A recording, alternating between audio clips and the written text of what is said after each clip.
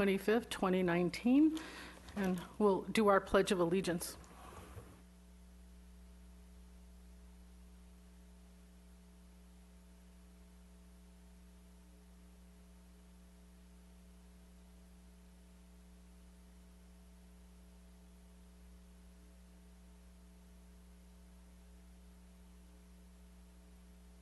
Would you call the roll, please, Ms. Clerk? Certainly. Councilmember Dominguez? Here. Councilmember Rouse? Councilmember Sin? Here. Mayor Pro Tem Friedman? Here. Councilmember Harmon? Here. Councilmember Gutierrez? Here. And Mayor Murillo. Here. We have a ceremonial item. Ms. Clerk, will you let us know about that? Yes, it's item 1, LGBT Pride Month, June 2019.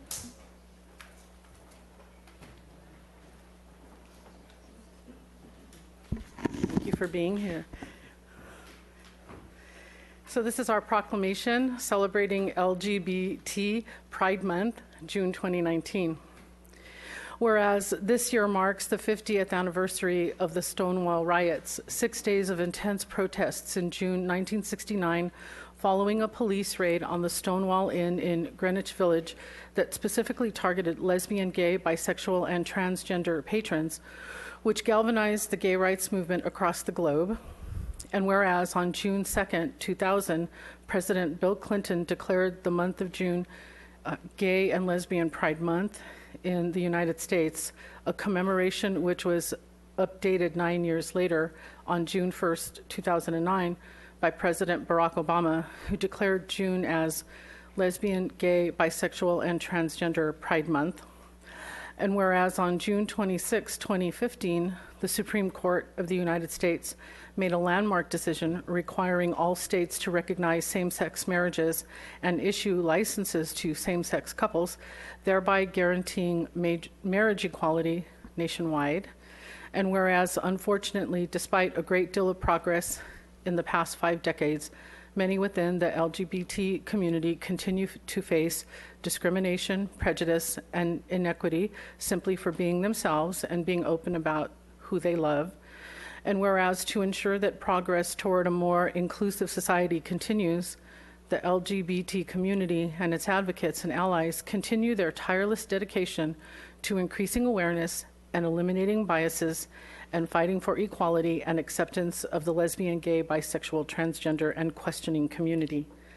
Now, therefore, I, Mayor Kathy Murillo, do hereby proclaim June 2019 as LGBT Pride Month in Santa Barbara and encourage Santa Barbara residents to join in celebration and appreciation of the LGBT community by taking part in local pride events, becoming advocates and allies, and rejecting prejudice. Thank you. That's for you. My glasses on here. Thank you, Mayor and City Council members. My name is Keith Kaufman-Gray, and I am president of Quilt Project Gold Coast and a member of the Santa Barbara County Historical Landmarks and Advisory Commission.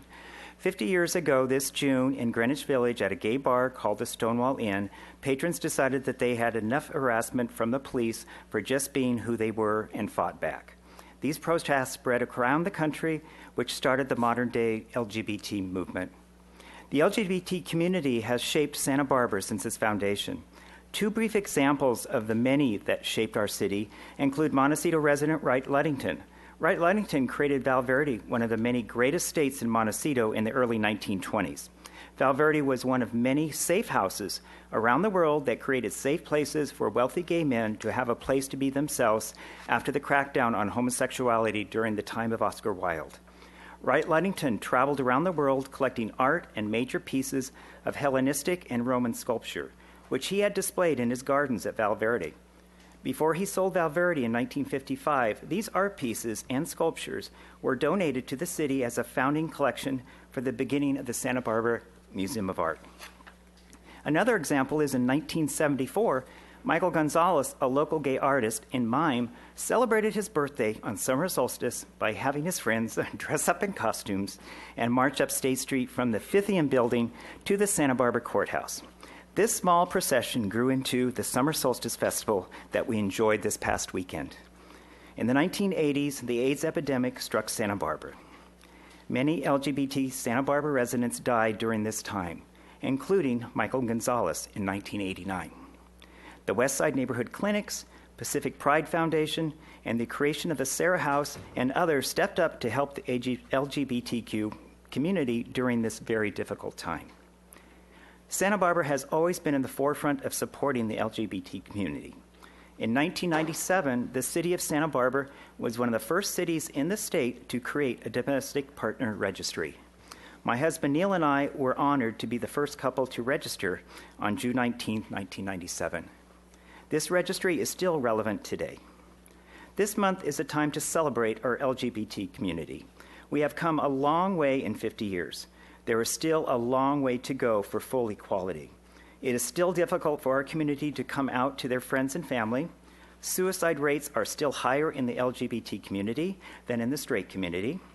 The LGBT community is still not accepted by society as a whole, and HIV/AIDS infections are still happening in the LGBT community.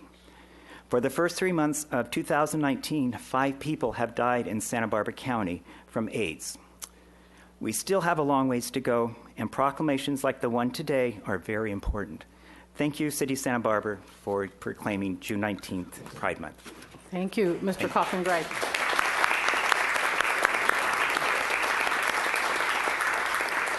Thank you for everything you do in the community, too. Thank you. So that closes our ceremonial items section. Mr. Casey, are there any changes to the agenda? Yes, Madam Mayor, there is one change. Item 19, revisions to the Mills Act Historic Preservation Incentive Program. We're going to continue that item to a future meeting. We got some late information from the county assessor's office that we'd like to straighten out with them before bringing it back to you. Okay, very good. Thank you. We'll go to public comment now. This is our opportunity to hear from you on items not on the agenda. And Holly Perea, our executive assistant, is in the back there, and she'll make an appointment with you to meet with us or to get information from staff. We can't really engage with you in conversations because these are items not on the agenda. So with that said, Kat Smith is going to be our first speaker.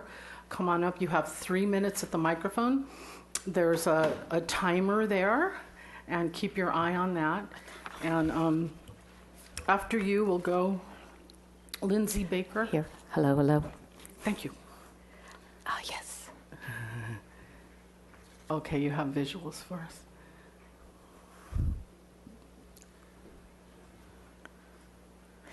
Thank you, Mayor and City Council members, to giving us moments to talk. I'm Kat Smith. I live at 401 Chapala Street, right on the corner of Gutierrez and Chapala. And I'm here to talk about something that's being proposed around the revitalization of State Street, and that's to close off the 400 and 500 block and to take all that traffic that's going north under the bridge and funnel it left, because remember, Gutierrez is a one-way street. So we have all of this traffic now proposed to turn left, and either it has to go straight, Gutierrez, or up Chapala. This is going to be a crazy, unnecessary burden there. I'll take you back to when 401 was first built. The city requested to do an analysis for the noise. I believe the city limit is set at 60 decibels. It was measured to be 61 to 65. Already, that's borderline high for comfortable living. That's fine, urban living. But now one can only imagine, just imagine this now, if we were to take all of that traffic and funnel it up under the bridge and left. Not only would the noise become intolerable for those of us living in Sevilla, the new building that's being built across the street, and should you even think about doing this, I suggest very politely implore you to do a noise analysis, because for those of us that live in this residential area, I promise you it'll become intolerable. And already, with the widening of the Gutierrez Bridge, our green belt was removed. And as a consequence of that, we see and hear the river of cars on 101. And The pollution level is awful. We can't go on our terraces anymore. Literally, the dirt is unbelievable out on the terrace, and the noise is intolerable. So add to that a proposal of sending more traffic, more cars, more exhaust. It's just untenable. Thank you for listening to me. Okay, thank you. Thanks so much. Lindsay Baker, you're next. You'll be followed by Denise Adams, Phil Walker, Jose Arturo Gallegos. Welcome, Ms. Baker. Good afternoon, Mayor and councilpersons. I'm Lindsay Baker, speaking for myself. I am referring to your legislative platform, which was discussed last week by council. Councilperson Sneddon attempted to add an item under emergency services and disaster preparedness in referring to training for individuals with mental illness or developmental or intellectual disabilities. I've mentioned to you before that I have a daughter who has cerebral palsy, and for several years I have been approaching the fire department emergency services as to how to reach out to this population of people in a disaster, and was told that I'm on my own, that I have to work with my neighbors and my family, and that there's no specific services for them to reach out to this population of individuals during a disaster or emergency. I would like this item to be referred to the Legislative Committee and brought up again for discussion. Thank you for your consideration. Okay. Ms. Adams?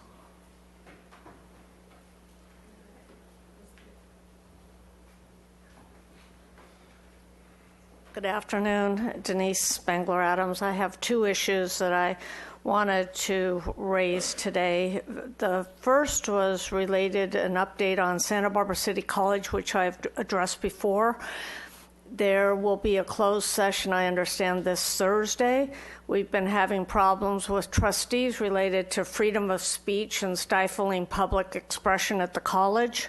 There's lawsuits that have been filed, and they will be under discussion.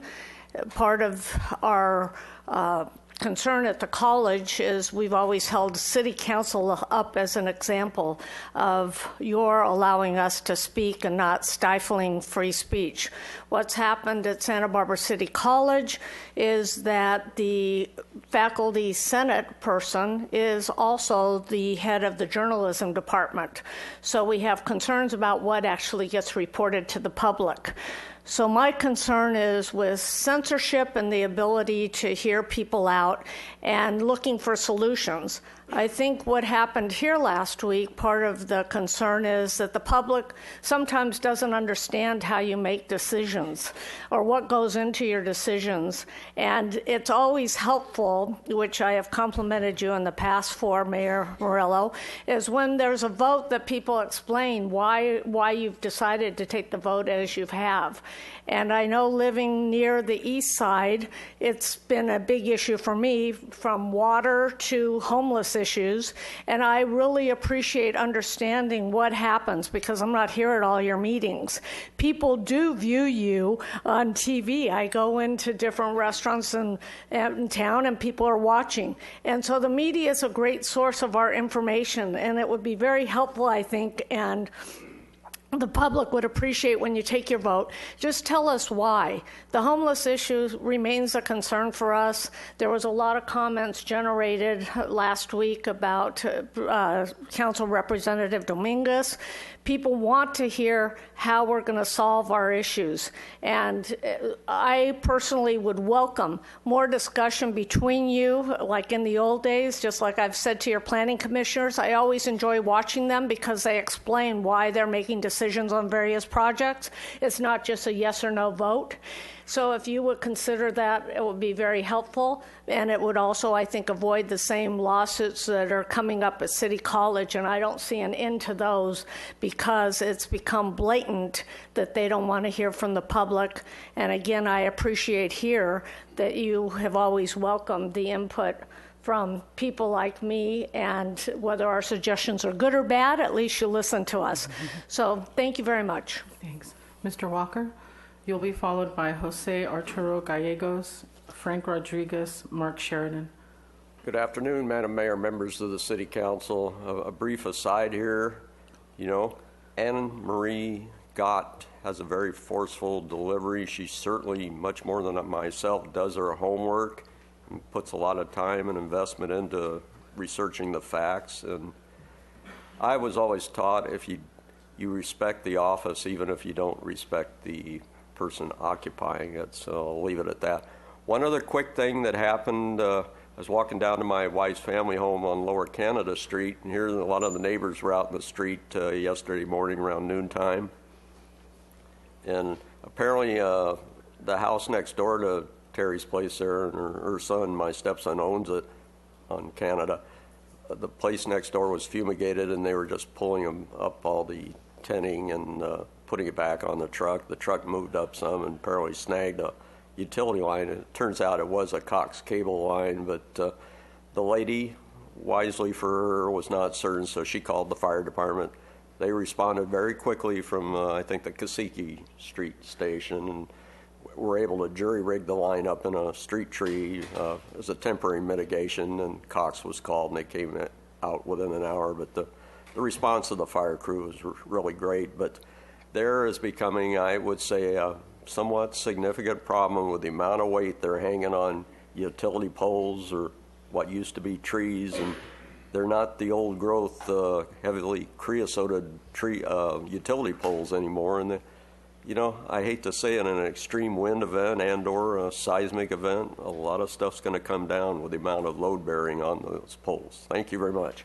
Okay, thanks. Mr. Gallegos?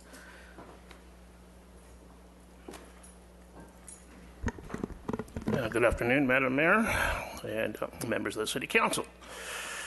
Last week, Tuesday, you, Madam Mayor, on the agenda about the 2020-21 fiscal year, you disrespected and berated Councilmember Dominguez. You have been on his case publicly ever since he won the election. And I do recall at one time at a PATH partnership meeting, afterwards, I wanted to speak to Councilmember Dominguez on some issues. I was about maybe 25, 30 feet away in the parking lot. You were just coming down on him so hard. I remember this. I do not forget these kind of things. You need to stop. You need to stop disrespecting and berating Councilmember Dominguez. If you hate him that much, at least show some respect. Former Mayor Helene Schneider respected everybody here. Whether maybe she might have some differences with them or not, but do you berate and disrespect Councilmember Rouse, Councilmember Sneddon, Councilmember Friedman, Councilmember Harmon, Councilmember Gutierrez? No, always attacking. You may not agree with some of the things that he says, but do not berate and disrespect him in any way. A lot of us are getting tired of this. Show respect. When I was a child, I learned respect from my elders. When I was in school, I did not like my teachers, but the majority of us kids, from Franklin School to through high school, we respected them. You better start showing some respect towards Mr. Council Dominguez. I'm getting tired of it. I really am. You better start doing that now. And I am not a local fan of the Democratic machine locally. I can't stand them. Thank you. Mr. Rodriguez? You'll be followed by Mark Sheridan, Rick Clausen, Natalia Govani, and I think this might be the last speaker slip I'll take for public comment. We have a big stack. Mr. Rodriguez, go ahead. Thank you, Mayor and City Council. My name is Frank Rodriguez. I'm here today representing the Central Coast Alliance United for Sustainable Economy as part of a coalition member of the Central Coast Immigrant Rights Coalition. We're here to promote 805immigrant.org. Since the reports from the president about ICE raids happening in our community, it's really terrorized and create fear and panic in our community. We're really here to get the chisme, get the gossip, and really make sense of it and let people know what's really going on. For example, up in Santa Maria, area, farm workers weren't going to work because they feared that they were ICE checkpoints near the field. So we got so many calls from workers that were afraid to go to work. We got calls about checkpoints here on Milpas and in San Andres. And we're really here to let the community members know, especially in sharing social media, to really be mindful and to verify if ICE is actually there. And for instance, ICE doesn't do checkpoints. It might be our police department or other departments, but it's not ICE doing this, and it's really creating fear within our undocumented community. So on 805 Immigrant, you can get all our info. We're part of the Rapid Response Network statewide and have been working not only on advocacy for immigrant rights, but now really connecting on providing services, especially deportation defense. And really want to thank the Immigrant Legal Defense Center that has been around now for a year or two. Julissa Peña is our new executive director, started last week, and really working with them to make sure that we get the right type of assistance for them. So if people want to report ICE in our community, they can call 805-870-8855. And then to get on our text system for Alerta, you text Alerta, which is ALERTA, at 24587. But all that information is on 805immigrant.org and all the work that we're doing here in the community. Thank you. All right, thanks a lot. Mr. Sheridan? Council member and Honorable Mayor. First, I'd like to compliment the city on the Summer Solstice Parade. It's the first special event that I've seen where they've hardened the entrances to the streets with the fire department blocking the street. I felt safe. I could have my granddaughter there, so keep up the good works there. Esprit de corps, the idea that the council has a common cause and that the individual members can fully and completely vet their ideas. And comments, the citizens of Santa Barbara deserve better than what you have become. And from my porch, I now see we have been divided. And what is lost is our ability to work towards a lasting and meaningful solutions to our problems. The community wants to be heard and considered, not just the special interests that have tipped the scales when it comes to the development. Slow down, work together, and give your staff clear direction. Okay, very good. Mr. Clausen, there you are. Ms. Govani after you, Lorna Boyd, Sean Dooner. Welcome. Thank you and good afternoon. I have first an ad hoc comment that I hadn't prepared in advance, but I bring to your attention something I've mentioned before in the past about Alden Freeman, who was an East Coast philanthropist in the 1920s and who bought and donated to the city's Franceschi Park and house. As I've said before to you, he was a millionaire when that meant something. He was a socialist when that really meant something. And he was gay when that meant that he was happy. My real public comment, though, is about something entirely different.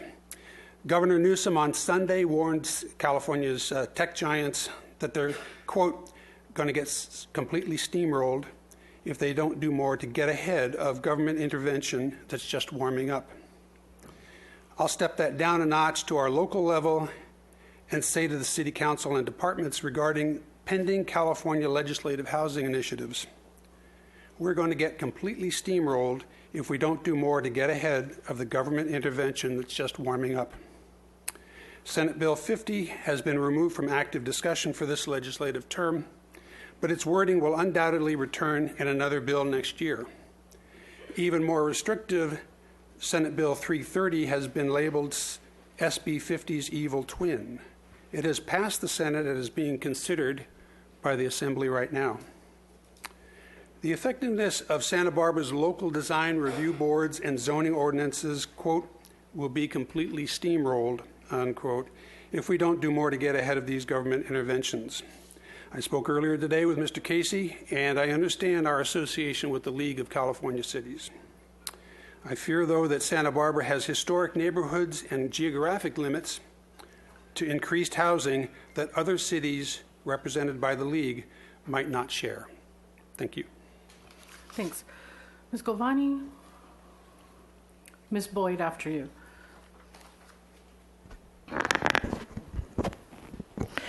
Good afternoon. The behavior that you, Madam Mayor, exhibited at the June 18th council meeting was absolutely atrocious and shameful. Silencing Councilmember Dominguez and his district because he doesn't act like the 3 trained SEALs who all sit to the left of you is unacceptable. Your bullying tactics have no place here, and you have disgraced your position, this city, and the voters who elected you. We do not need drama, politics, special interest, and partisanship, but rather transparency and discussion, debate, and action from the city. So I would suggest that you begin on a journey of some real deep soul searching, where you can find a place in your soul to rectify this destruction that you have created and apologize to Councilmember Dominguez, his district, and the city of Santa Barbara. Thank you. Ms. Boyd? You'll be followed by Sean Dooner, Anna Marie Gott, Bonnie Donovan, and Christine Newhouser will be the final speaker. Welcome. Hi, I'm afraid that I fall in a similar vein. I had a group of concerned citizens meet in my home this Sunday to discuss the regrettable, unfortunate, and unprecedented behavior at this past last week's City Council meeting. I've been asked to synopsize those sentiments and present them to you at this time. Your silencing of Jason Dominguez, shutting off his microphone and halting the meeting was in fact silencing the voters and the voice of District 1 who have voted Mr. Dominguez in as their representative. Many present at the meeting voiced their dismay and have reached out to me and also others via text, email, and phone, all voicing their concern for your unprofessionalism, heightened negative behavior, and seemingly a rewriting of the rules of behavior for our elected officials. Thus, the undersigned, and I can give a copy forward, and those present at this meeting today are asking that we are publicly declaring foul and are doing so, and simultaneously asking for you to publicly apologize to Mr. Dominguez, his constituents, and the member of this council that he represents and speaks for. Your behavior was incomprehensible and will not be accepted and tolerated as a new normal for the way our leadership addresses and speaks to the very members it was vowed as their oath as public servants to uphold and represent. This may take you as surprise. You may not feel that it should be addressed in this way and at this meeting, but I implore you to take that to heart, to construct a public apology, and to give so at this meeting for the benefit of all of this community and allow a healing to take place. I thank you and ask for your fellow council members to allow you the time to craft an apology for your misstep. I know that and those that I speak for would greatly appreciate your sincerity and your desire to rectify the problem. I have a list of 50-plus people who signed this letter. I'd be happy to submit that to you. Mr. Dooner, your turn. Welcome. Hello, everyone. Madam Mayor, esteemed City Council, thank you all for what you do for our beautiful city. My name is Sean Dooner, and I'm the mayor of Paradise Pit. Paradise Pit is a nonprofit that comes to life usually the first Friday of June, the day that the A's Life Cycle Riders ride through Santa Barbara on their 545-mile bike ride from San Francisco to Los Angeles. This year, the ride made over $17 million for HIV/AIDS research and support. My friends and I get together and we put on a one-day ice cream social pop-up for the 2,600 riders and 300 support crew to thank them. This year we served about 2,700 riders and crew Santa Barbara Ice Cream Company ice cream, assorted toppings, baked goods, fresh fruit from Tri-County Produce, and Soul Wave water, all for free. Pacific Pride Foundation also tabled with us. We set up on the island across from the bird refuge off of Cabrillo. It is a favorite unofficial stop on the ride, not only because of the ice cream, but because we also give them a great big Santa Barbara welcome filled with smiles, happiness, and love. Now, the reason that I'm here today is to thank our wonderful mayor for taking time out of her busy schedule to show up at the pit to address the riders while standing on a ladder, speaking through a bullhorn, welcoming the riders to Santa Barbara with Santa Barbara love. It means so much to the riders. Santa Barbara County is one of the few counties where the mayors of several towns, including Lompoc, Goleta, and Santa Barbara, come out to greet the riders.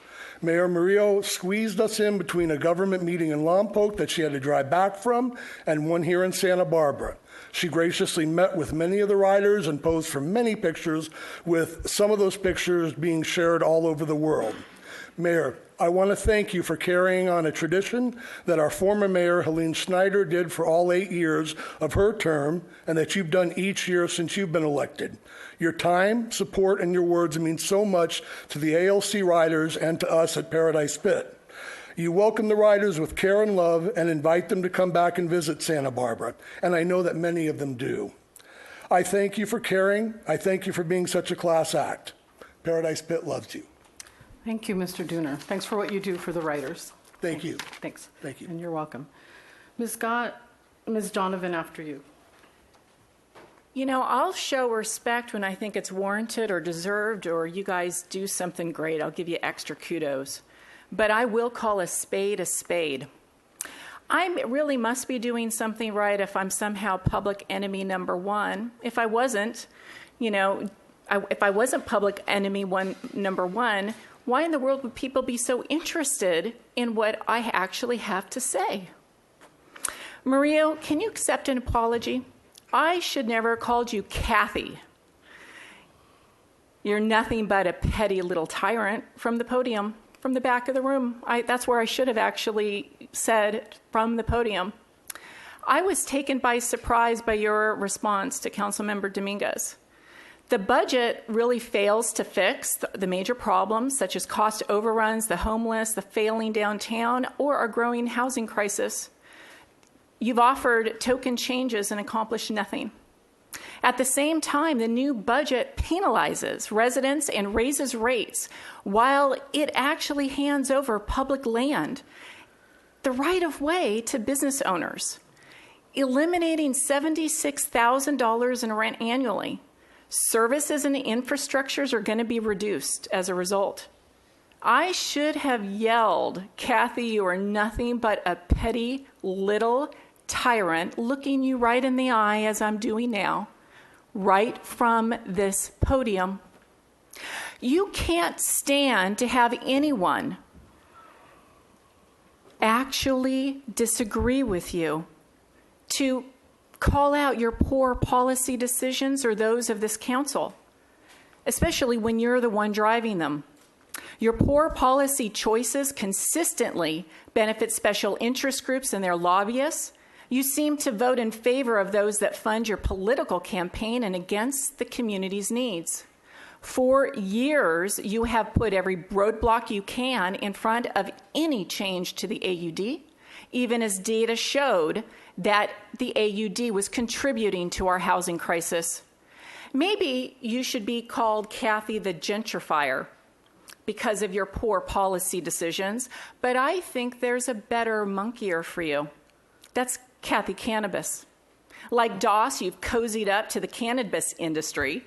Cannabis Kathy sold out the residents on the east side to put a pot shop on North Milpas. You voted for it and against what residents wanted. They didn't want their children to walk down Milpas right next to a pot shop. Then, once you voted, you happily took scads of money from Ryan Howe, his family, and other pot shop wannabes. You know, Kathy, your record is very clear. You pay lip service to residents while you actually turn your backs on them. It's a shame that reporters want to report on me instead of you. Your turn. Kristen, do you remember about a year ago when I said, I appreciate every single question you ask up here because you're educating us? I'm sorry you were shut down even though you're not from my district, and that our mayor got in your face, which they cut out of the tape. Randy, do you realize she was shutting you down right after it all started back up? And she tried to shut you down too for asking too many questions. But you, who only represent your neighborhood, remember when you told me that? The mayor's the only person up here that represents all people in this city? You get to make every little quote you want. And you're lucky you missed it. Ms. Newhouser, you're our final speaker. Oh, okay. So you won't. Thank you. That closes public comment. Yes, go ahead, Mr. Dominguez. I'd like to use my Brown Act right to respond to the comments. Go ahead, please. So first off, and probably last off, we need to respect one another and work together. So I want to start, and I'll close with that. Last week, I was silenced when we were discussing our budget. In order to improve our beautiful city, we need to have open, frank discussions. I would think a mayor would want to hear everyone's opinions before voting on something as big as a 2-year budget. In fact, council members had questions for me after the meeting because I wasn't able to get to them. I often feel humiliated when I sit up here and I'm treated with contempt. Examples include the seating order. I've never mentioned this publicly because I just tried to swallow it. But as the chair of the Finance Committee and as the senior member of council, under council tradition, normally I would be sitting in the center, closer to the mayor. But I've been relegated out here for contemptuous reasons. Whenever I made a motion, I was told this isn't the right time. And now, as of last Tuesday, I'm not even allowed to comment on motions in front of council. I spoke for exactly 2 minutes, less than public commenters, and then I was cut off. 2 minutes. And then there was a recess that lasted 7 minutes. So if you want to talk about a waste of everyone's time in the room, my residents who watch how I'm treated feel powerless. They feel like when they come to see me and ask for something to be presented at City Hall, that someone's going to work to thwart it just because it comes from me. And so I just ask that the rules are applied consistently from here on out, that the golden rule is applied. Treat me how you would want to be treated. Very good.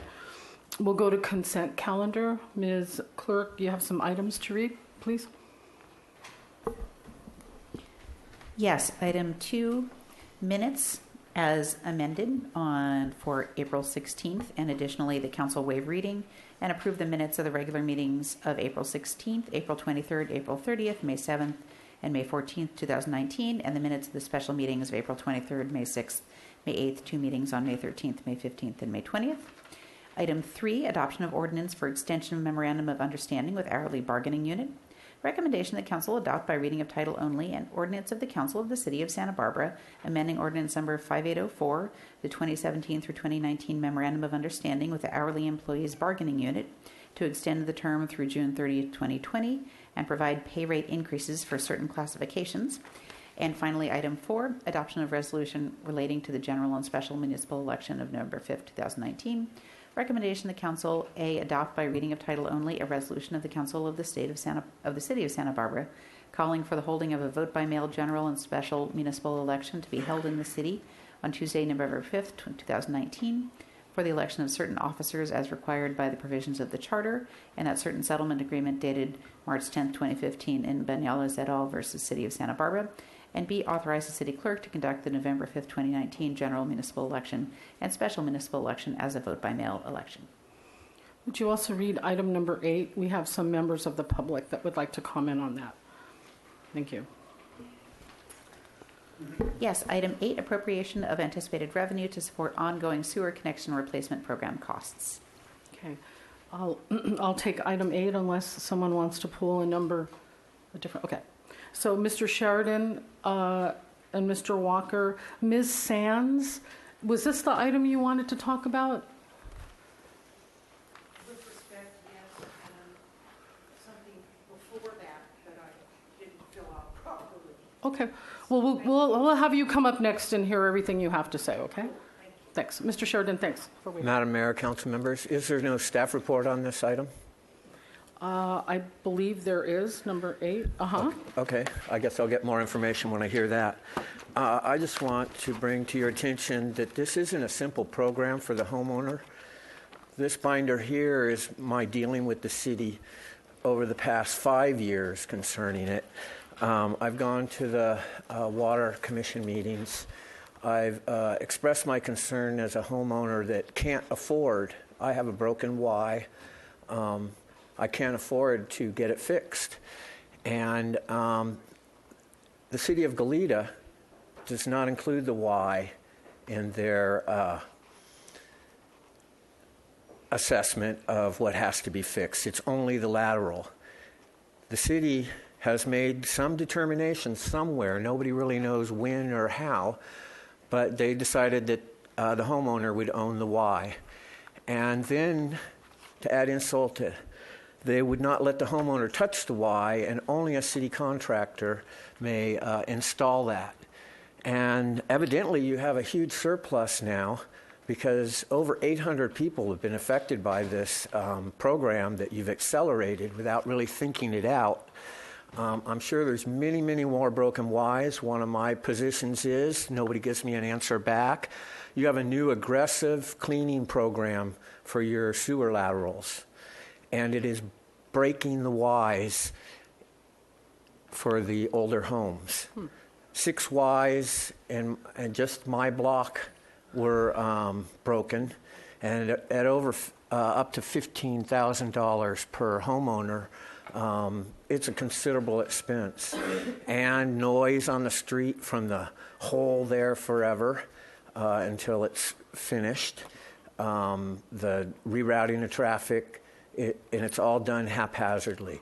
Your program is flawed. They need to go back and look at how it needs to work to really do what you want to accomplish, and what as a homeowner I want to accomplish, and that's to have a sewer system that's proper, correct, and doesn't pollute our environment.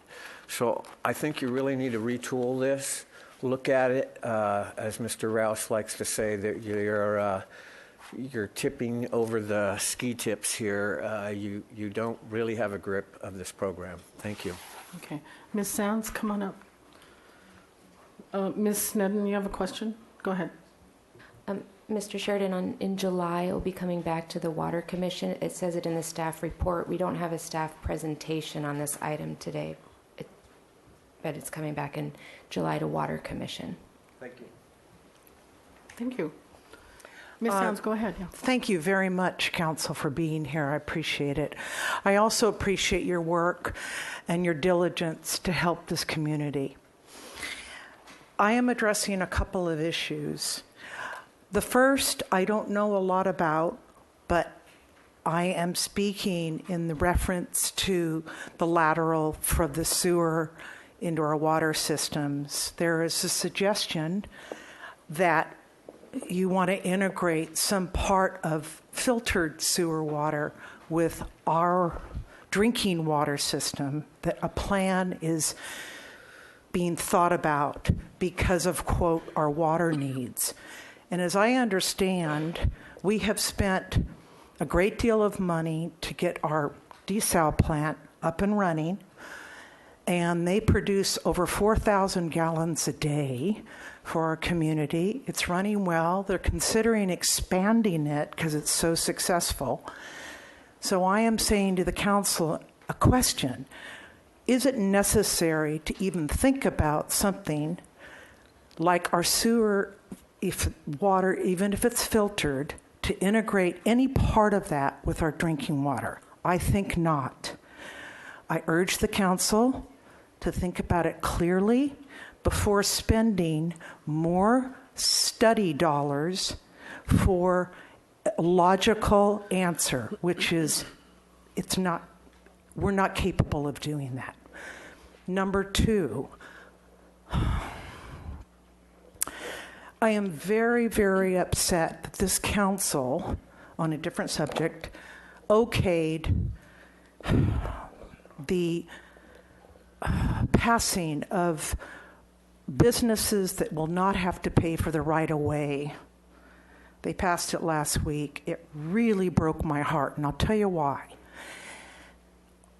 Our city needs cash. We don't need a tax increase. We need you to use the money we have smartly. We have a serious housing crisis. We have a homeless crisis and a multitude of other services that the Public Works Department does every day.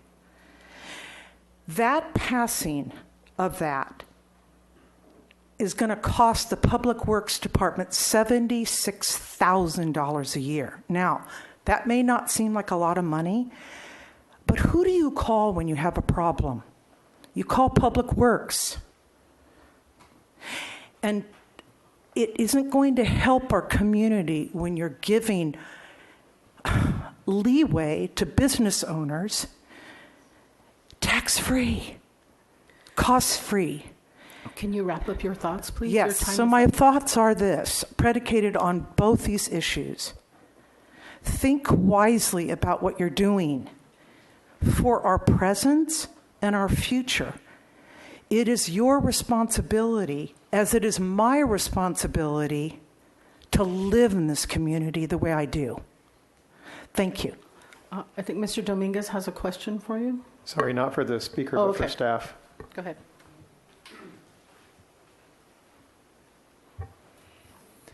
The question I have, well, I have a few, but I'm wondering primarily, this might curtail some of the other questions. Can we table this appropriation until this does come to the Water Commission in July, or until we do have the comprehensive update later this summer? Madam Mayor, Councilmember Dominguez, I expect we can. This is revenues that we're anticipating receiving. The appropriation will fund the work that needs to be done. If we don't appropriate the money, we won't do the work. And if we don't do the work, we won't need to appropriate the money. So they go hand in hand. So even if you appropriated it this time, if you directed us not to do so, we would never have a need to spend this money. So whatever the council wants to do on that is fine. I did want to follow up on Councilmember Stenden's comment about this going back to Water Commission. That will be July 18th, and then we will be at council for a thorough discussion of this on July 30th. This is a program that we understand, the sewer lateral program is one that we understand has been extremely expensive and challenging for residents, and we really want to work to try and address that.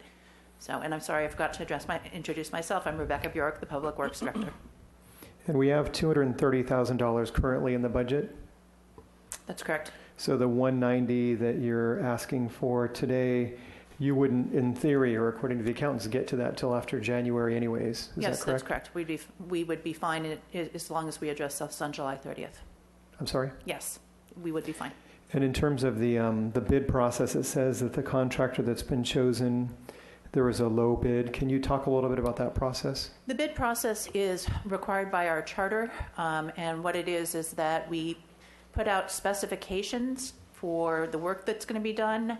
We advertise that to contractors, any contractor, any licensed contractor who holds the appropriate licenses. We then open the bids, and they need to meet all of those specifications, and the bidder who has the lowest overall bid is awarded the contract. It's challenging in a contract like this because we really don't know a lot of the circumstances of the work, because it has to cover every lateral in the city. Some are at 2 feet, some are at 20 feet. So it's a complicated bid for us to do. And one of the things we will be looking at is how best to get the best price for property owners, including whether we should self-perform this work. So all of that is information that we're looking at and we'll be back to council with. So there hasn't been a winner picked? I'm sorry, there currently is. I can't remember who currently holds the contract. But the last time we bid it, we did have a low bidder, and it was either Lash or Granite or Tiara. One of those. Oh, it was currently Tiara. Oh, but Lash just won. Sorry. And Yes. when does that contract end? I would have to check on that. Okay. There we go. End of the fiscal year.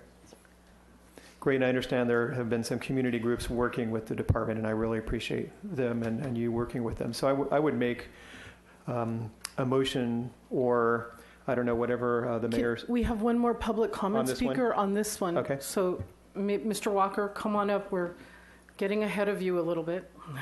Go ahead, please. I could never figure this one out. I worked around a lot, but it's sure a lot of money for a short run of pipe. It's the accessing and everything. But my concern, I was about a month or so ago going up Cannon Perdido to the Anapamu, where the sweep is, at the county bowl. Here was a gentleman popping up out of a spider hole or foxhole right in the middle of the two lanes there. And the only thing he had protecting him or giving notice to the traffic was a few synthetic safety cones. it can be done better. I wouldn't like to be in that predicament. And he popped up like a scared ground squirrel looking around. And, you know, how about K-rail? You need a hydraulic lift to handle it, the cement K-rails, but the synthetic water-filled ones that are easily movable around, they will give you some sense of definition of the access of the keep away, keep back, please, motorists. Be careful. It could be done a lot better. It's a busy street with sometimes a lot of distracted drivers. Thank you very much. All right, thanks. Mr. Friedman has a question for staff. Is it, okay. Just a question on the item. One of the speakers mentioned the issue with the Y and Goleta. If when you bring this, not now, but when you bring this item back to us for the full consideration, if we could understand that issue better of what Goleta does, what we do, and what the implications are, I think it's a very fair point for us to fully understand. Thank you. I don't see any other lights, so go ahead. What's your thought? So I would make a motion to table this until after the July 18th and July 30th meetings. Okay, I don't hear a second. So we would then just move this along with the rest of the agenda. And with the amended minutes, that's right. And if there's no further objection, we'll waive further reading. And I'll entertain a motion to move the consent calendar forward. That was Friedman, Rouse. All in favor? Aye. Any opposed? Okay. So we're done with the consent calendar, and we didn't have Ordinance or Finance Committee today. So that goes right to number 17. Yay. Tell us what that is.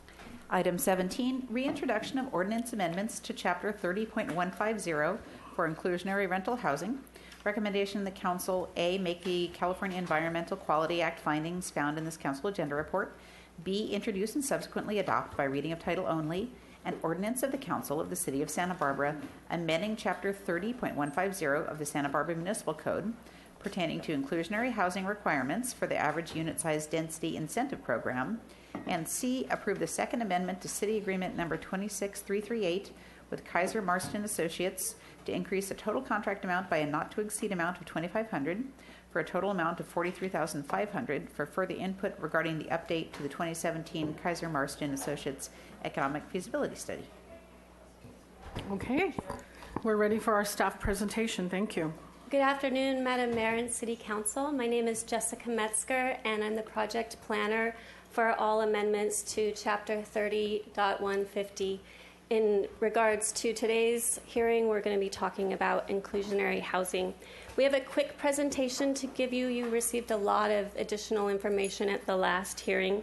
So with me today, I have Dan Gullett, who is Long Range Planning's project or principal planner, and then David Dozema, who is our consultant from Kaiser Marston. And we'll all be here to answer any questions that you may have. Just to give you a quick background, the purpose of inclusionary housing is to provide new rental housing for moderate income households. We are looking to do this based on community housing needs for moderate income housing, and also to mitigate the growth demand for affordable units from the new market rate housing that has been created through the Housing Incentive Program. We brought you an amendment on June 4th, and from direction from you have reintroduced a new amendment today and included in your agenda report. So your motion on June 4th was a vote of 4-3 and has amended the ordinance to include projects with 10 or more units that are inside the central business district to provide 10% of the units restricted to moderate income. And then if a project has 10 or more units and is outside the central business district, then it would provide 15% of the units restricted to moderate income. In addition, if a project has fewer than 10 units, it has the choice of either paying a $25 per square foot in lieu fee or building an inclusionary unit on site. And now I'd just like to give you some additional data because our last go around we didn't really break things out from inside to outside the central business district, so we thought it was important that you see those numbers. So outside the central business district, we have 57 projects, and this includes all projects that have applied for up to being built. So it's the whole program except for projects that are all affordable. 9 or fewer units would be 45, and 10 or more units would be 12 projects, for a total amount of 608 units outside the central business district. Inside the central business district, there are 15 projects. 4 of them are 9 or fewer units, and 10 or more are 11 projects, for a total of 337 projects inside the central business, or units inside the central business district. And then looking at the breakdown between the different AUD densities. So outside the central business district, we had 11 projects in the priority housing overlay, and then we had 4 projects in high density, and then 42 projects in medium-high density. And then inside the central business district, we have 13 projects in the priority housing overlay, 2 in the high density, and 0 in the medium-high. And so here are a couple maps to show you that information graphically as well. So the dashed black and white line is the central business district line. And then all of the points inside that are the yellow squares. And all of the points outside of the central business district are the green triangles. So this just gives you a graphic demonstration of where those projects are falling. And then to take you out to the entire project area, here's another graphic of that. And so now I'll turn it over to David Dozema with Kaiser Marston, and he'll go over the feasibility of the recommendation that we received from you at the last hearing. Thank you, Jessica. So KMA prepared a real estate pro forma analysis that addressed the economics of projects built under the AUD program and the ability for those projects to absorb a potential new inclusionary requirement. In evaluating the feasibility of projects, we used a measure of developer return called the return on cost. To conclude a project was a feasible project, we're looking for a return within the range of 5 to 5.5%. Return on cost is an annual return measure. What it is the net rental income generated by an apartment project divided by what it cost to develop that apartment project. So it's a return that you get every year. Below that 5% threshold that we're looking for as a minimum, a project gets more marginally feasible, which means that something would have to improve with regard to that project in order for a developer to be interested in moving forward with it. An example of something that could improve would be an increase in rents, and that increase in rents would have to be over and above any increase in costs. Another example would be if the developer were able to obtain some concession on land price from the property owner that they were purchasing the site from. This is a summary of the results of the feasibility study. Looking at the first column, which is priority overlay projects up to 63 units per acre, we found that up to a fee of $30 per square foot, an affordable housing fee of $30 per square foot would be feasible for that type of a project. Up to a 10% requirement of on-site moderate income requirement would be feasible. Going up to a 15% requirement at moderate, push those projects a bit below the target return threshold of 5%, actually to 4.99%, so just slightly below that target return threshold. Moving over to the medium high density column outside the central business district, the middle column, up to a $25 per square foot affordable housing fee was found to be feasible.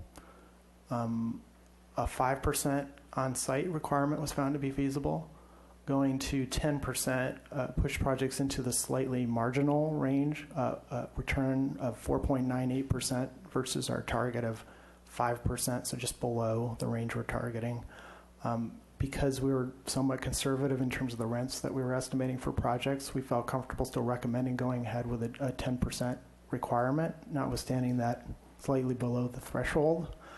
But going up to a 15% requirement was found to be something that would push projects into more marginal territory. Would you need more of an adjustment in order to absorb that new requirement? And so on that basis, we didn't recommend 15%.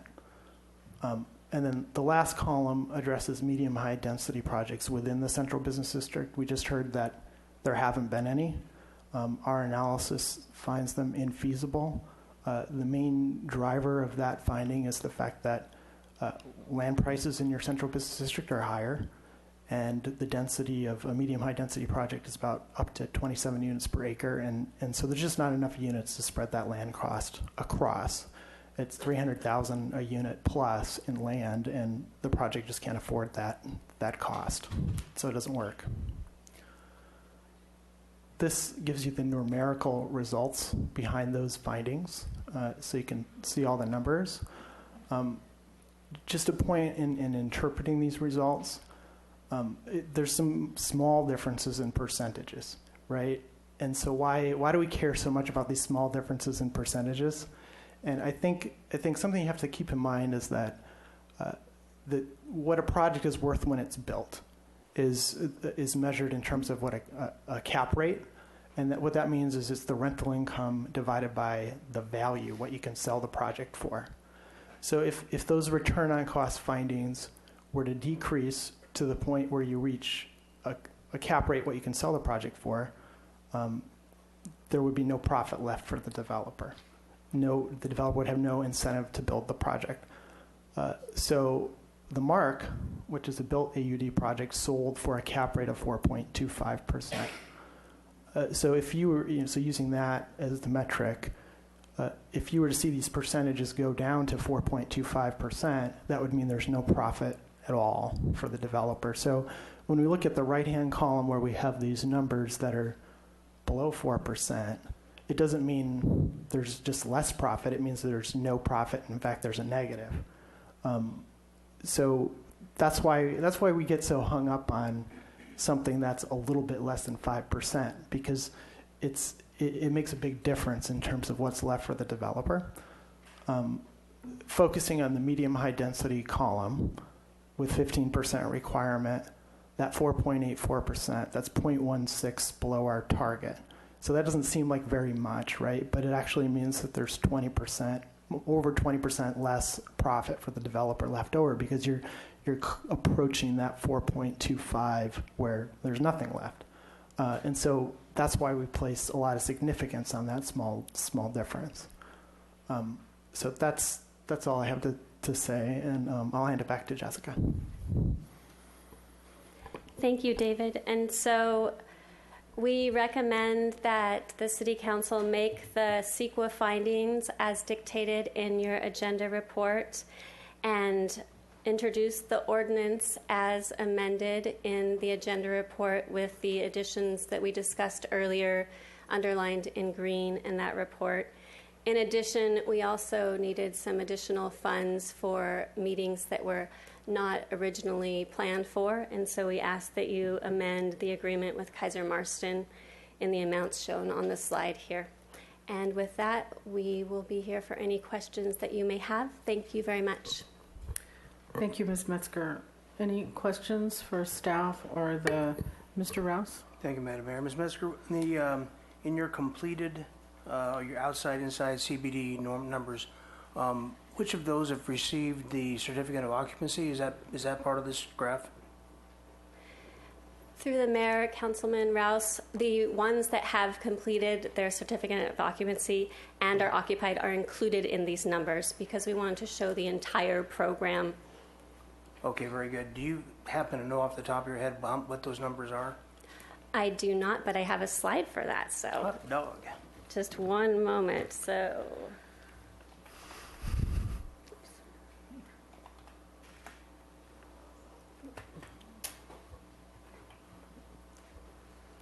So these are the current statistics for the Housing Incentive Program. And so you'll see where it says C of O, the second to last column there. So those that have gotten their certificate of occupancy are 223. And so they're broken out in the medium, high density, and the high density or priority there. All right, great. So those are C of Os, and they're obviously not involved in this inclusionary discussion. Thank you. Correct. Thank you very much. You're good. Ms. Sneddon, go ahead. Thank you, Madam Mayor. I just have a clarifying question or two. On slide 13, I want to make sure I'm understanding.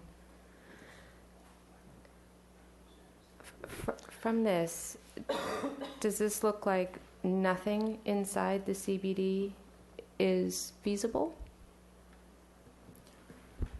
No. Medium high density inside the central business district is not feasible.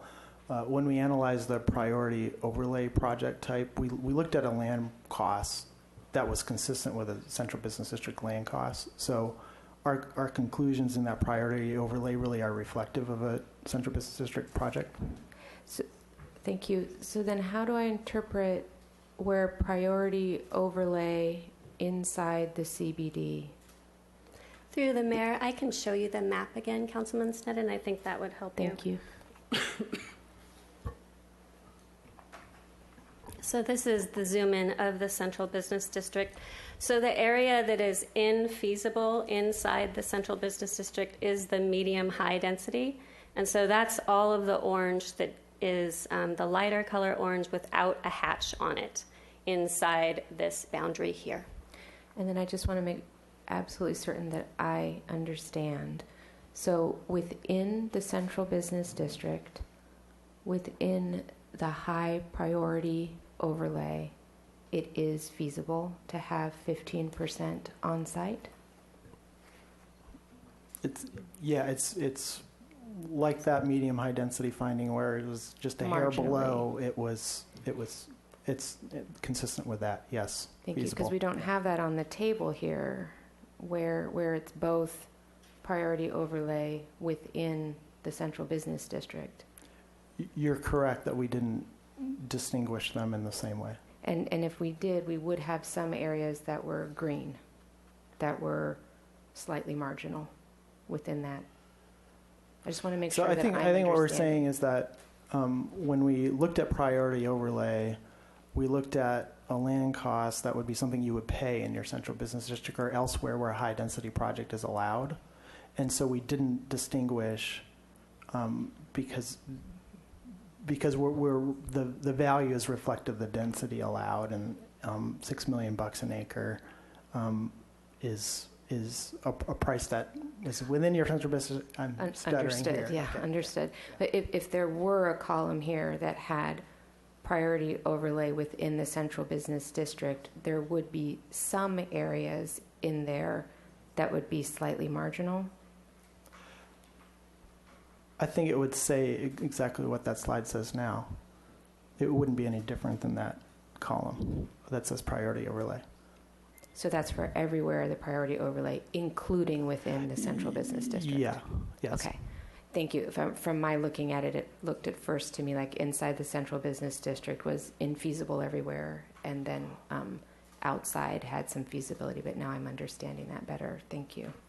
And then just for clarification from last week when you were here, and you mentioned it today too, that some of the improvements might be increasing rent, but some of that rent increase might be as small as $10 a month. That's correct. And that was the case with regard to the medium high density outside the CBD. $10 a month would be enough to achieve your 5% return in that case. And in the case of the priority overlay project, at 15%, it'd be $5 a month to achieve that 5% return. So in both cases, kind of a rounding error difference. And that would move you from slightly marginal to feasible. Correct. Thank you. Mr. Dominguez. Can you go back to the AUD map? I've forgotten the cross-hatching on the red versus the cross-hatching on the yellow or orange. They're both at the 37 to 63. Through the mayor, Councilman Dominguez, so the priority housing overlay, the important thing to remember is that only rental housing or cooperative or employee-sponsored housing is allowed in that hatched. And so if you do one of those three types, of which we really only have rental at this point in time, then you can get the 37 to 63 dwelling unit per acre density. If you are not doing one of those rental types, then you would be regulated to the high density or the medium high, depending which color is underneath that overlay. Perfect, thank you. If there's no other questions, we'll go to public comment. Lindsay Baker, you'll be first. Frank Rodriguez, Mark Sheridan, Rick Clausen. Did he come back? Welcome. I'm Lindsay Baker, speaking for the League of Women Voters. I'm just reiterating that we support the ordinances proposed today. 10% for the Central Business District, 15% outside the Central Business District, and if there's 10 units or less, that'd be $25 per square foot if they choose not to have inclusionary housing. Thank you. Thanks. Mr. Rodriguez? Thank you, Mayor and Council. Frank Rodriguez again here with CAUSE, Central Coast Alliance United for a Sustainable Economy. And again, want to thank you, like I've done many times, on having this difficult conversation and bringing it back and forth as a debate that needs to be happening, as the housing crisis is a serious one, and we want to make sure that we're taking it head on. We are definitely here supporting to get the highest inclusionary housing that we can get in order to make sure that we're approaching this as development without displacement. How are we creating new development that's not going to be not affordable for community members and working community members here. And the motto of inclusionary housing has been one that provides housing stock for our working families. We've been saying we want 15% because that's the highest you can do without having to go through further legal hurdles. But at the same time, whatever can come out of here to make sure that we do have some sort of inclusionary housing is something we support. And especially this motto of trying to see within the Central Business District, especially with the conversations of what's happening with downtown and making sure that we have a vibrant downtown, that we find ways to make this work and making it work with the central area and the outside area. So again, we definitely support the highest that we can get, and thank you for having this debate and continuing to have this debate. Thanks you. All right, thanks. Mr. Sheridan, you'll be followed by Rick Clausen, Bonnie Raisin, Sheila Lodge. Madam Mayor and Council, over the past 4 years, I'm surprised I'm here today actually supporting the AUD program. As far as the inclusionary housing, I think Ms. Harmon nailed it last week when she said it should be the underpinning of the program. It should be the reason the program exists. You've taken away the open space. You've taken away the parking. And where do the kids go? Where's the park improvements? Where are the things that the developer should be giving the community? You've been giving to the developer. I've never seen so much hand-wringing at the Planning Commission and here at this body over the idea of what is it going to cost the developer. I'm so worried about the cost to the developer, and prices are going up for supplies. How many councils have ever had these kind of deliberations? This is ridiculous. Make the program work. If you want a program, make it work for everybody. My neighbors are moving in now in the AUD. It took from January when they became occupiable to just this past month that people are actually starting to move in, and they're all paying way too much. And what my neighborhood has lost will never get back. So you need to get something out of this program. So please try harder. Please understand what the community needs. And remember unintended consequences.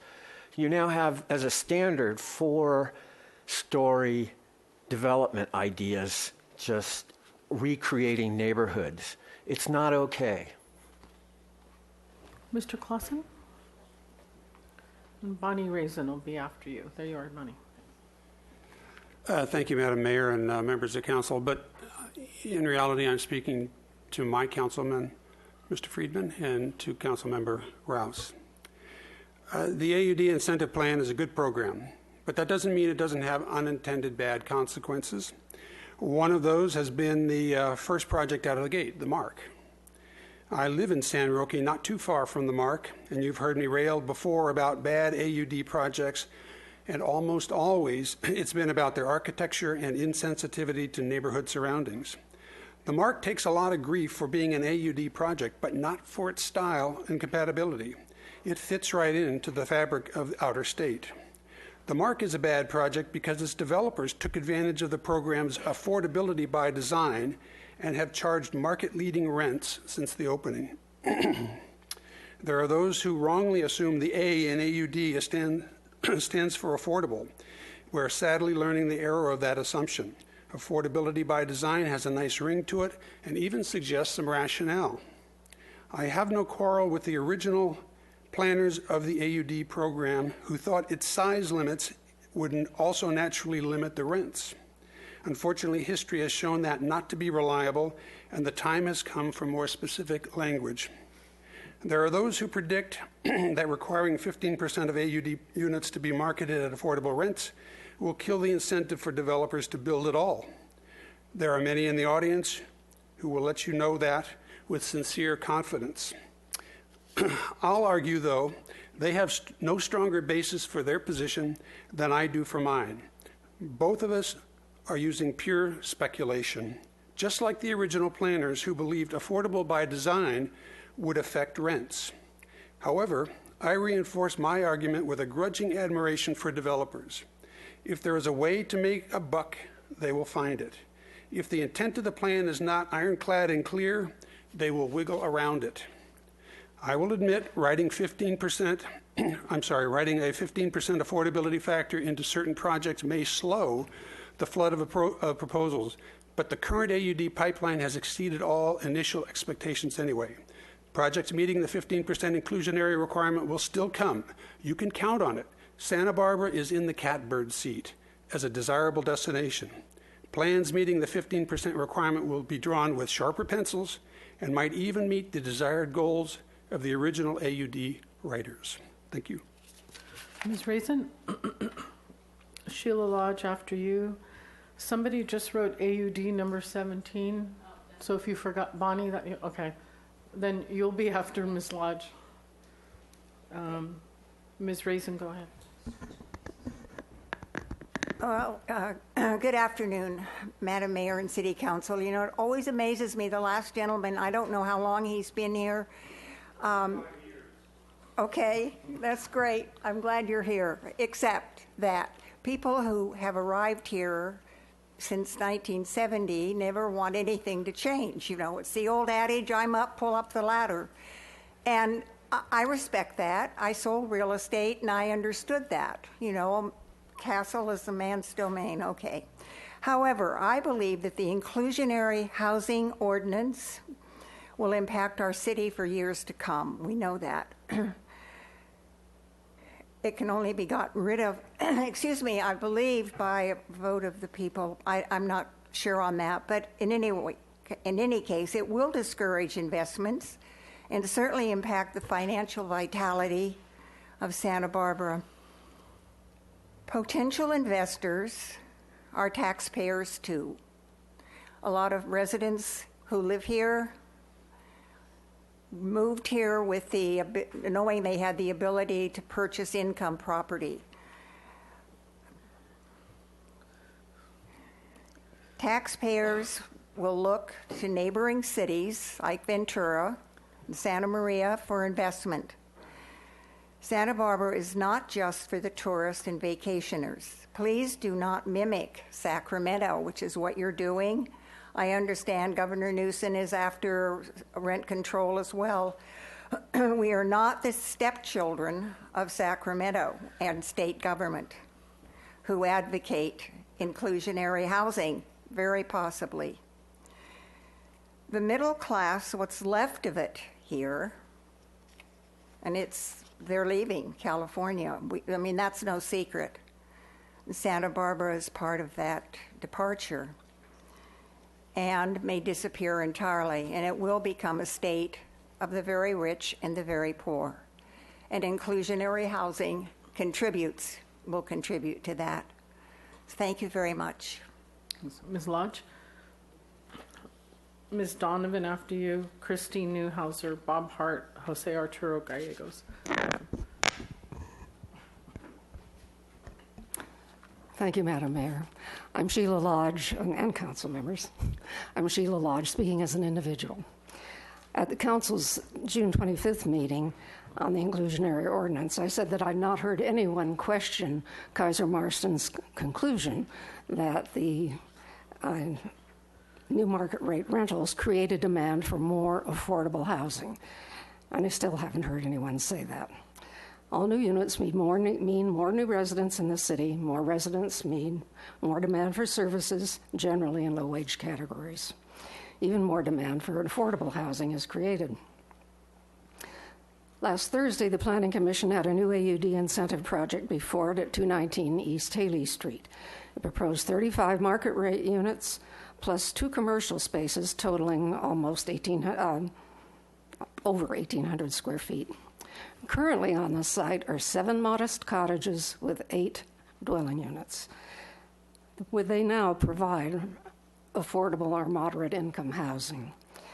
Even if the 15% inclusionary provision was in place when this project came forward, only 5 units would be required to be affordable, and the city would be behind by 3 of the 8 that currently exist. The new commercial spaces will undoubtedly generate new jobs, which are not likely to be high-paying, and so the workers there will also need affordable housing. And they won't be able to afford the market rate rents in the new structure, because rents will be what the market will bear. Not all AUD projects have so negative an impact as this one. 835 East Cannon Perdido was in all commercial uses, and it is being turned into all residential units. It can be done, in other words. When people invest their money, there is no guarantee that they will make a profit. It is not the city's role to assure that developers do, especially when their projects don't, in the long term, benefit the city. I urge you to reintroduce and subsequently adopt a 15% inclusionary housing requirement for AUD incentive projects outside the central business district and for 10% within. Thank you. Okay. Ms. Donovan?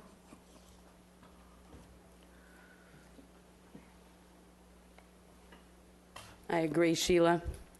To everybody watching this meeting on TV or on the internet, if they approve the in lieu fees, they are voting against the unions in Santa Barbara and every property owner. They are voting to take money away from our schools, away from our police department, away from our fire department, away from our roads, away from our sheriff's department, away from our district attorney's office, just to name a few. Then they'll tell you we need to pass bonds for our schools or taxes like Measure C. If council doesn't know what I'm talking about, you haven't been educated enough to even vote today. Send it back and tell the developers, if you want to benefit from AUD and not provide parking and destroying our views and our air quality and open space for the people living there, you have to build the inclusionary housing within your project. Santa Barbara taxpayers can no longer afford the damage from in lieu fees. In lieu fees must be taken out of this, and inclusionary must be included in each project. Proposition 13 didn't damage us at all. In lieu fees are coming up on 50 years of damage everywhere. Thank you. Ms. Newhouser? Mr. Hart? Gallegos, Dick Flax, Anna Marie Gott, and Lisa Sands will be the final speaker. Welcome. I agree with Bonnie. I support the 15% inclusionary housing for the AUD projects. I think they should be built on site, and I don't think they should be. I don't think you should allow the in lieu fees. There's no housing for the local workers, and if the developers don't like it, they should just go back to Los Angeles or somewhere else where they feel more comfortable making money. Thank you. Oh, okay. That's short. Mr. Hart. Good afternoon, Madam Mayor and council members. I'm Bob Hart with the Santa Barbara Association of Realtors. We've submitted a letter to you regarding a proposed sliding scale based on proposed development rather than on zones, central business district, et cetera. We have some concerns about the cost of what this program would be overall to the tenants in general, as opposed to the specific ones under the affordable housing. So we encourage you to look at the big picture, that by putting in this affordable requirement, the inclusionary, as Councilmember Sneddon was saying, well, couldn't we just raise rents by $10 or $15? But those tenants now have to pay that additional money. So maybe out of 10 units, we're helping the one by having it affordable. We made it less affordable for 9. So just keep that in mind, that somebody has to pay to make this all work. As it was pointed out, it's a very narrow margin that's available for building in Santa Barbara. Let me put on a hat that I wore 15 years ago. I could call myself a developer 15 years ago. We added 4 residential units above our commercial office building on Upper State Street. And at the time, it was a very close call of whether it made sense to build. We actually went negative, that we did not generate enough money in rent to cover what it cost to build it. And that's, some other developers might be facing the same thing, but we wanted to do that. We built 4 2-bedroom, 2-bath units that were each a little under 1,000 square feet. But we got laundry rooms in there and fireplace. So we made them nice units for workforce. And people encouraged us to build larger, more expensive units because it would pencil out better, but that's not what we wanted to do. But by doing that, it didn't pencil out for us. And if I had to pay an in lieu fee of $25 per square foot, that would have been an extra $100,000 on those 4 units. It would have scrapped my project. I could not have done it. So keep in mind that you might be having some of those unforeseen consequences like that. And we do encourage you to look at the big picture of helping all renters in Santa Barbara. This AUD program has been wonderful to have extra units built, which although they might rent for more money, there's the trickle-down effect, that people, when they move into those, they move out of lower rent housing, and that opens up then the housing for the workforce and the lower, more affordable. So if you keep the program as is without putting the inclusionary in there, you're actually helping the small a affordable in a much better way than having the inclusionary in there, which helps the large a affordable. But just keep that in mind, that your unforeseen consequence is you might be raising rents on 90% of the tenants to help that 10%. Thank you. Mr. Gallegos?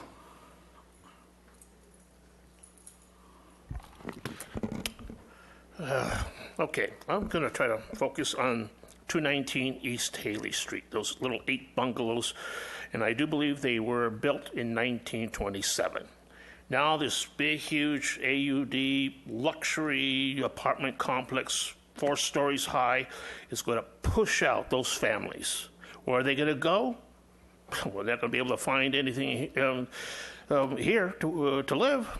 As Anna Marie Gott stated last week Thursday here for the Planning Commission meeting, over 7,000 Latino families have moved out of Santa Barbara.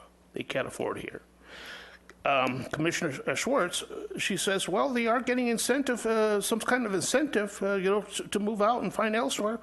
Yeah, whatever incentive they're going to be getting, they're not going to be able to afford to live here.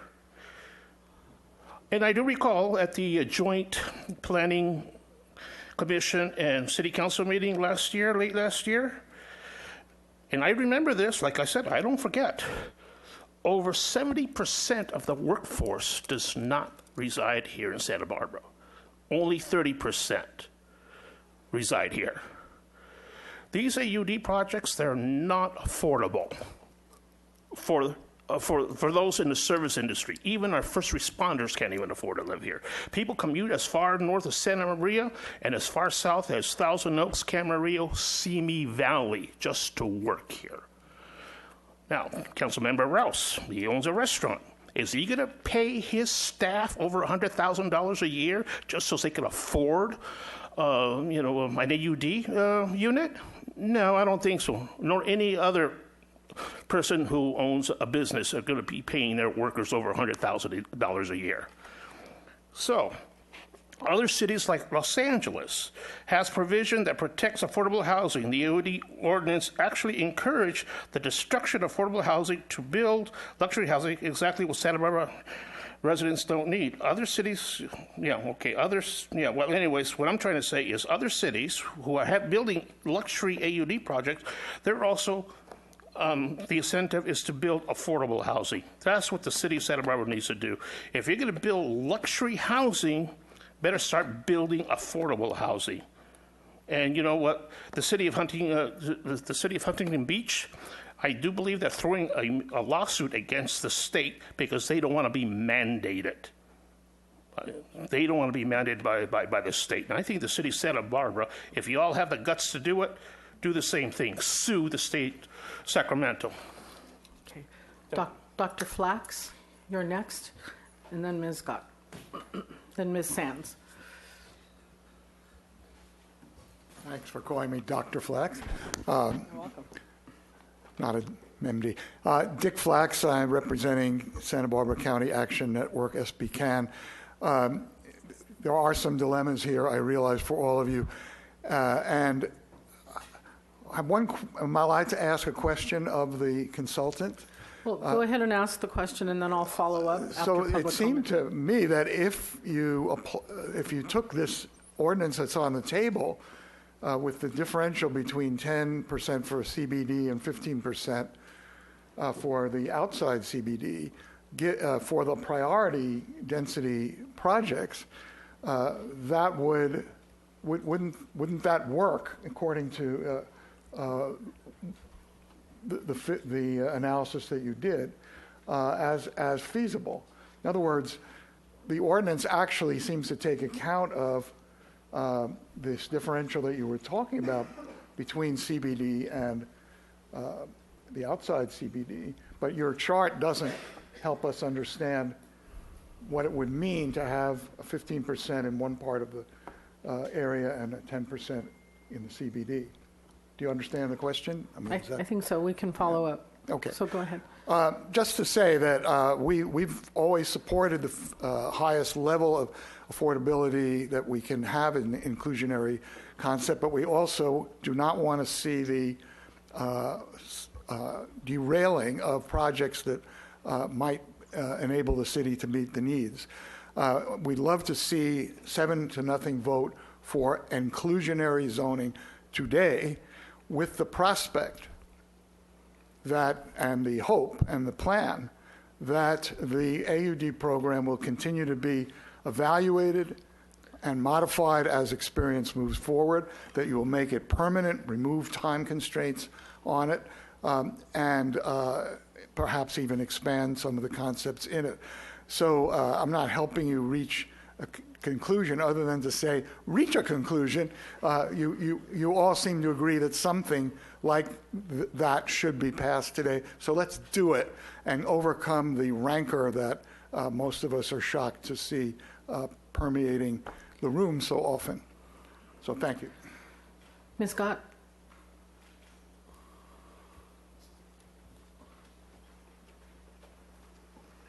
Welcome. I would urge you to actually go ahead and pass 10% or above for the central business district with inclusionary housing, 15% outside of it, and permit the 10th unit. But more importantly, no in lieu fees for someone who's not going to provide parking. They need to provide parking. The central business district has been subsidized by the taxpayers. And it's really clear you've increased the central business district's footprint. You've reduced the parking requirements. You've increased the land values when you did that. You've relaxed our zoning so that, we basically promote low-wage jobs. When you promote low-wage jobs, you need housing for low-wage workers, but our policies are the opposite. Instead of promoting high-wage jobs, we promote low-wage jobs, and that's kind of crazy. But that's what this city council has continued to do for decades and will probably continue to do. It needs to change, because if you actually want to worry about the environment, the people that live here in Santa Barbara, you need to change what you're doing. You know, the AUD doesn't have a requirement for local preference, and it should. The AUD causes the destruction of affordable housing. There is nothing to prevent it, just like the speakers talked about at 219 East Haley Street. We're going to go in and bulldoze some low-wage, some low-income earners housing that's actually affordable here in Santa Barbara. These people are not going to be able to find housing here in Santa Barbara. They're already looking and they can't find it. Their friends have already been displaced in some cases, and they are moving from Santa Barbara. The only thing the AUD has done is gentrify pockets of Santa Barbara. That's what it is doing. And the policies of kicking the can down the road and pushing off all of these decisions year after years, refusing to hold meetings, deciding to go ahead and do whatever the developers want, and they're looking at a 17% return on investment. I'd love that in the stock market, wouldn't you? It's ridiculous that that's what we're worrying about. We should be worrying about the residents that live here and work here. You are pushing them out every single time you vote against affordable housing, and every single time you don't require the maximum. The AUD needs to change, and one of the first changes you need to do is make sure that if you're going to bulldoze down an affordable house, you're going to have to replace it immediately. And we don't have a policy like that, and it's really required. The whole AUD program is a failure. Ms. Gott and Ms. Sands, come on up.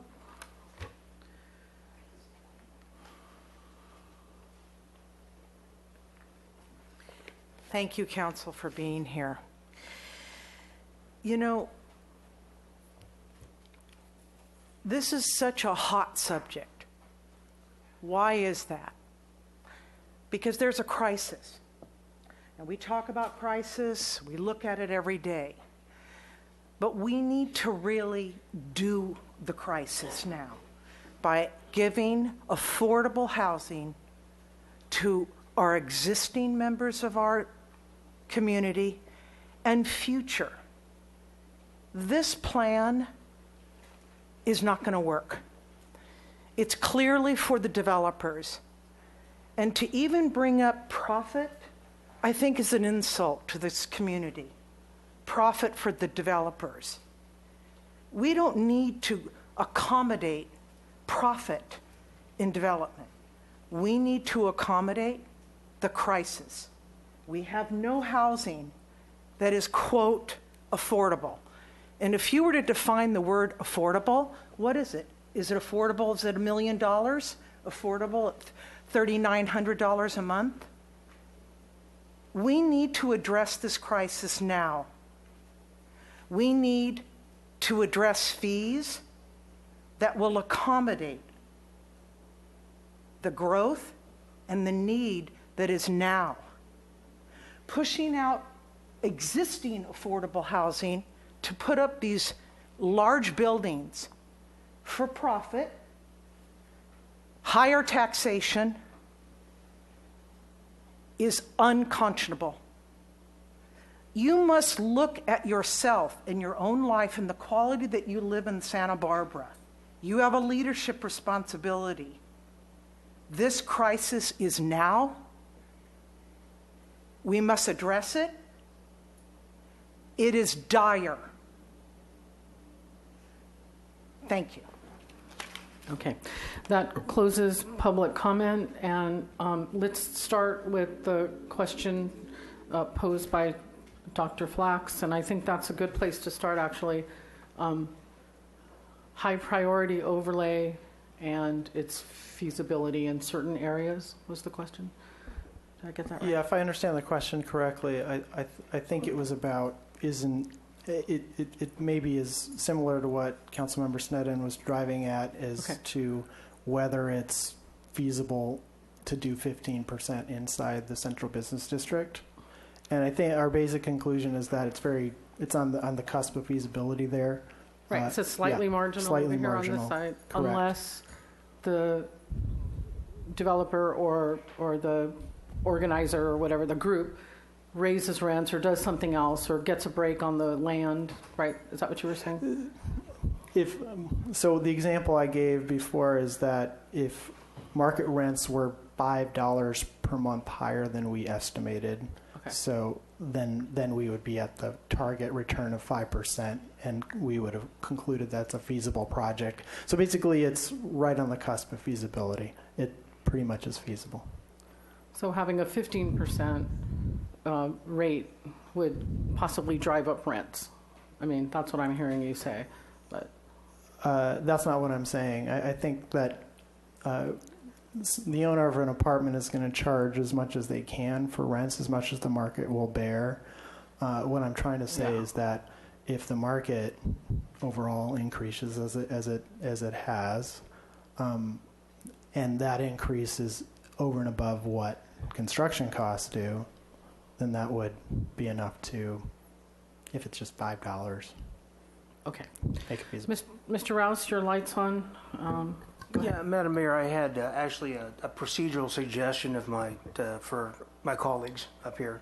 And last time we did this, we got going pretty early in with motions and substitute motions and friendly amendments, and it really got pretty confusing. And I would suggest, if my colleagues agree, that we go for the full discussion and try to boil this down to the end before we start into the motion making, guided by, when you decide it's time to make a motion. Because last time we did this, we ended up in very hazy territory. Mr. Friedman and I can attest because we both abstained because neither of us understood what the final motion was we came up with. So if we could try to complete the discussion as much as we can, I think we could move along a little faster and a little bit easier than we did before. My suggestion. Well, you have the floor. Do you want to start? No, that was it for right now. Okay. I've got ears from my colleagues right now. Thank you. Okay. Well, Mr. Dominguez's light's on, so let's have him start with his deliberative comments. And I appreciate that idea. I am going to support the staff recommendation, and there are a few tweaks that I would like to ask my council members to consider. One, I'd like to drop the inclusionary rate in the CBD, in the what we're calling the donut hole on State Street, because I think there are so many impediments to development already built onto that street that even 10%, even if we end up increasing the density, is probably going to not pencil out because of the construction issues, trying to build above existing buildings. So that would be one suggestion. The second thing is for people who are building 4 units or less, I'd like to waive the inclusionary fee, because I think these are our middle class residents who are trying to do local investments. So someone who has, for example, a house on a big lot and wants to put in a unit or 2 in the backyard, I think we want to encourage that type of missing middle, because it does help the workforce, it does help middle class. So that would be the second thing. Regarding the idea to do a sliding scale, I think that's something that we discussed in the Housing Task Force, and I think that's a great idea. I'm not sure if we can implement that today, but I'd certainly like to see, I know the Planning Commission is looking for some ideas to help improve this process. I think that's something that they might be able to come up with a reasonable alternative. All of this is definitely coming back to us in the next year because AUD looks like it'll be expiring. So that's something that I want to see if there's interest in supporting. So the main thing then is dropping the inclusionary rate to 0%. Downtown. Downtown. Or CBD. And then eliminate the fees for 1 to 4 units. I'm sorry, so 4 or fewer units, what? Eliminate the in lieu fee. Okay, no in lieu fee. And I've heard it talked about as an exemption, if that's the correct terminology. Excuse me, I'd be happy to say exemption for 1 to 4 units. Okay. We'll go to Ms. Sneddon next. Thank you, Madam Mayor. I'm actually very appreciative that we're having a round of discussion first. I think that's helpful. I'm not a believer that the AUD is a success for what it was intended. And I've heard we've had ongoing conversations about this, about what was the intent. And If it was development for development's sake, then I suppose it's been somewhat of a success. But my understanding is that either through trickle down, which I haven't seen happen, rents are continuing to go up even though we're building more units. So I'm not convinced that we're having release of pressure on those units as they're being vacated. They don't seem to be affordable by design. And as a longtime Santa Barbara resident, I really have such a hard time with the giveaways of setbacks, of open space, of our views of our mountains and our skies.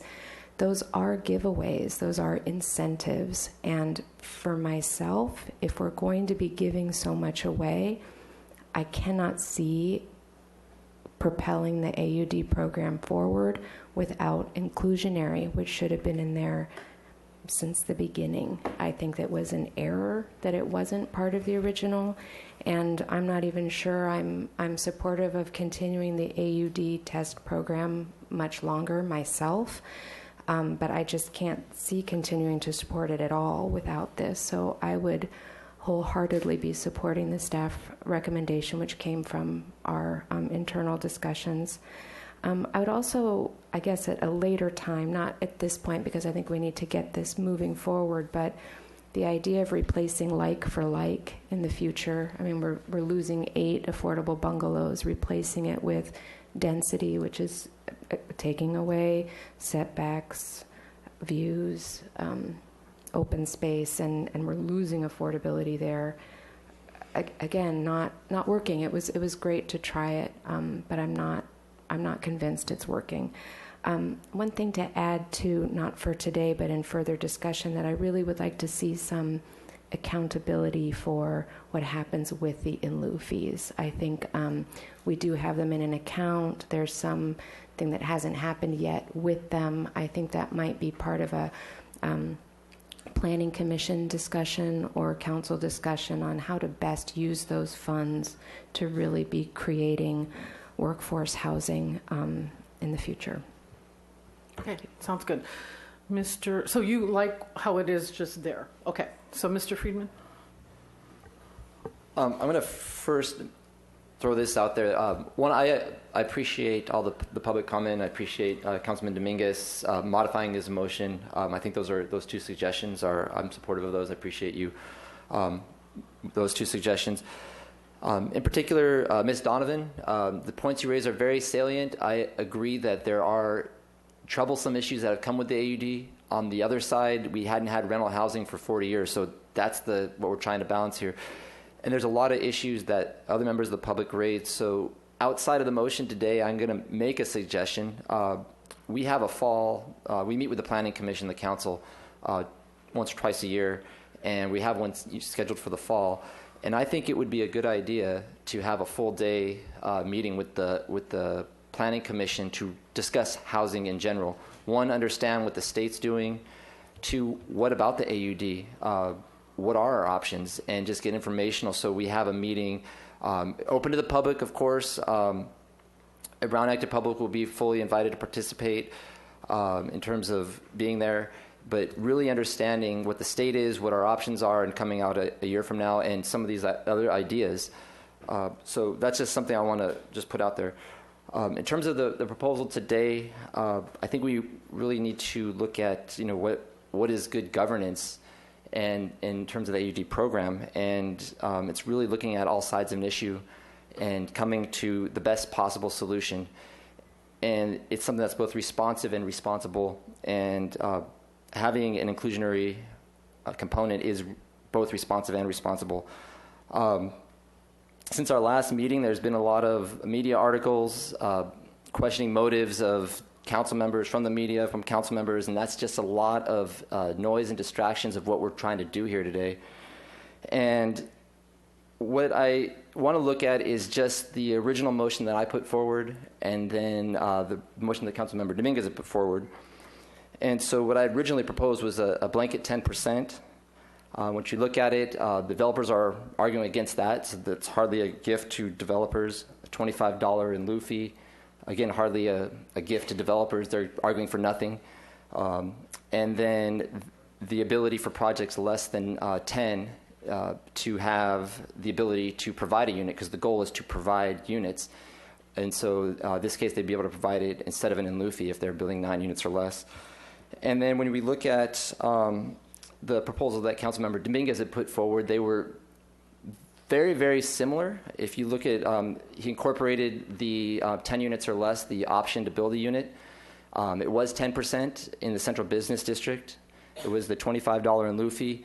So the only difference between the two motions that could get us to where we need to, I think we could get there today, was that difference outside the Central Business District of between 10 and 15%. So it's the 5% difference. That's really the issue that we're grappling with here. So why am I hesitant to go to 15? And I think a public commenter earlier, requested that we explain our thinking, and rather than just voting yes or no. So I'll explain my thinking of why that 5% makes a difference to me, and then I'll be interested to see where my colleagues are. The data demonstrates to me that 10% is achievable. But 15%, it's unknown. Mr. Clausen and I have talked about this. He said, I believe it was that it's pure speculation on both sides. And then he gave his opinions, and developers have other ones. And I just don't think that no matter how valid the reasons are on one side or the other, that making public policy, at least in this case today, I think there's some other options to get us to 15%, that we have that we should really just roll the dice and go with 15. If we went with the 10, it would allow projects to come forward and we can test real world examples. And if they work, we could bump up to 15.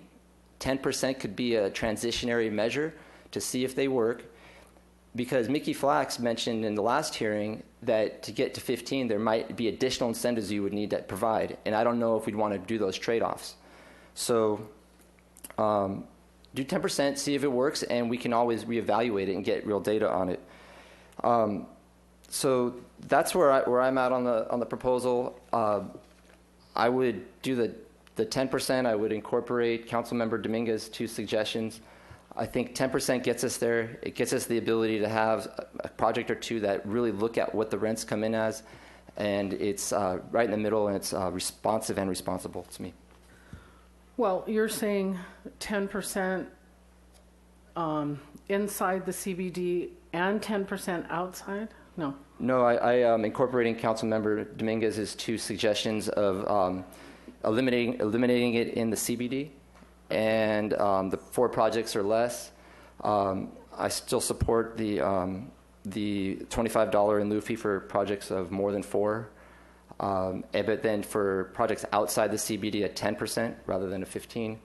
And then I think we're not even debating it, but the ability to provide a unit, in this case, if I guess between 5 and 9 projects, if you want to build a unit, you can, or you can pay the in lieu fee. So 4 or less, no in lieu fee. Between 5 and 9, the option to either build or pay, right? Okay. Mr. Rouse. Mm-hmm. Doesn't matter. Yeah, so the one thing I want to clarify is, we talk about how we're creating something or we're doing something. We're not doing anything. We're trying to get the private sector to do something. What we do, if we can and when we can, is support the housing authority's ability to build fabulous projects and create truly affordable housing. But from the get-go, the AUD was to try to incentivize development, try to do something other than variable density, which didn't work out too well, and that was another plan. But like we do a lot of times, we hurried the AUD out, and we found that we had problems with it. We tapped the brakes for the parking, and now we're looking to tap the brakes again. And I think that's fine. These are healthy discussions. Mr. Flax brought it up that it's a conundrum, because we're trying to provide housing. We're trying to provide a certain type of housing, but there's only so much control that we have. We don't control property prices. We don't control market rents. We don't control wages. We don't control a lot of things, and we're trying to talk like we do sometimes. I know we don't. Mr. Clausen is also correct. Those were getting constantly steamrolled by Sacramento, And not that I wake up at night thinking that Sacramento's going to come down and sue us, but in fact they have in a couple of communities. And having a housing program that creates housing that you suddenly slam the brakes on could have other consequences. I think we need to be mindful of that going forward. That being said, in terms of developers and profit and whatnot, I really don't care if a developer ever makes a profit. A developer, to me, is somebody, most of the guys I know have got at least one bankruptcy in their background. But we should be concerned that they think they can make a profit. Their financing institutions should believe they can make a profit. Otherwise, they're not going to do this. This is not an easy process. This is a crazy, inane thing to go through. And at the end, come out with an ROI that gets down to pretty small single digits if you get lucky, if everything happens right. So I'm not worried about what they do or what they don't do. It's just we should be concerned if they will do it. And I think that's, as we make these numbers up, whether it's 10%, 15%, 20, 25%, we have to make sure that we're basing our number of suggestions on findings as opposed to what we may consider palatable politically. And I fear that. So I'm actually encouraged by some of the suggestions of my colleagues so far today. And Mr. Dominguez had, I think, a creative solution within the CBD of going to 0% in the CBD. Perhaps eliminating the in lieu fee for the smaller projects might help those small people actually do the projects that they may not do otherwise. I am concerned about, what I'd like to have actually is the kind of flexibility that Dr. Flax talked about, where you could just revisit this from time to time, because we are putting something out there with a belief system that may or may not hold water. We've obviously made mistakes in the past. It's a concern to me that projects that are underparked affect surrounding neighborhoods. This was my concern from the get-go. This is why Councilmember White and others try to pull back on the parking liberalization a little bit. One reason why I'd really like to see all AUD projects go to Planning Commission for more than just comments, because they do affect the surrounding neighborhoods. And when the first one that wasn't even in the ADU program, but it built like one, was Arlington Village, and that is in one of the most densely affected neighborhoods in the city. So those have always been concerns, and that's why we got to the 15,000 square foot threshold for it to go to PC. I'd like to see all these go to PC if there's a reduced parking requirement. I would like to see us go to something along with the lines of what Mr. Friedman said, do the 0% in the CBD, because it is the highest land cost, it is the most difficult place to develop, and it is what we desire the most for this kind of urban living. And then I would say I would stay with the 10% as was recommended originally by staff to go for the rest of the plan. So that's kind of where I stand right now, and I'm curious to see what the rest of my colleagues have to say. Okay, I think I understood what you said. Okay, Ms. Harmon. Thank you, Madam Mayor. Well, it's clear that housing policy is incredibly difficult to craft, AUD in particular, certainly substantively, but it's also really difficult, has been for me, to articulate my vision. So like my colleagues, I'm going to try to do my best on that. One thing that is clear to me in hearing your comments is the commitment we all have to seeing this inclusionary piece move forward. That's really heartening to me, and I just want to state for the record before I begin my comments that getting this done today is of really central importance to me. It's been a long time coming, and I'm confident that as a council, we've already begun to do the work of finding a consensus path forward. So, what I'd like to start by doing is articulating, hopefully a little bit more clearly than I did a few weeks ago, my vision for AUD more broadly, because I think that will explain where I came down on the specific percentages. This program facilitated building in a city that hadn't seen building for decades. In my view, that was a good thing, but it doesn't mean that reform isn't necessary. what I meant to articulate previously and what I hope to do now is to say that our incentive, our priority doesn't need to be an incentivizing development for development's sake, but it should be an incentivizing development that's responsive to the needs of working families, families like mine and families like my neighbors. So what I really wanted to see and what I hope we can do today is to set this inclusionary piece as the backbone, as the center of the AUD program around which the incentives are then designed. I'm hopeful that today we can set this percentage as a council, and then what I had wanted to do was to see the experts on Planning Commission look at the various other incentives that may be out there and arrange them in such a way that the percentage we define today is workable.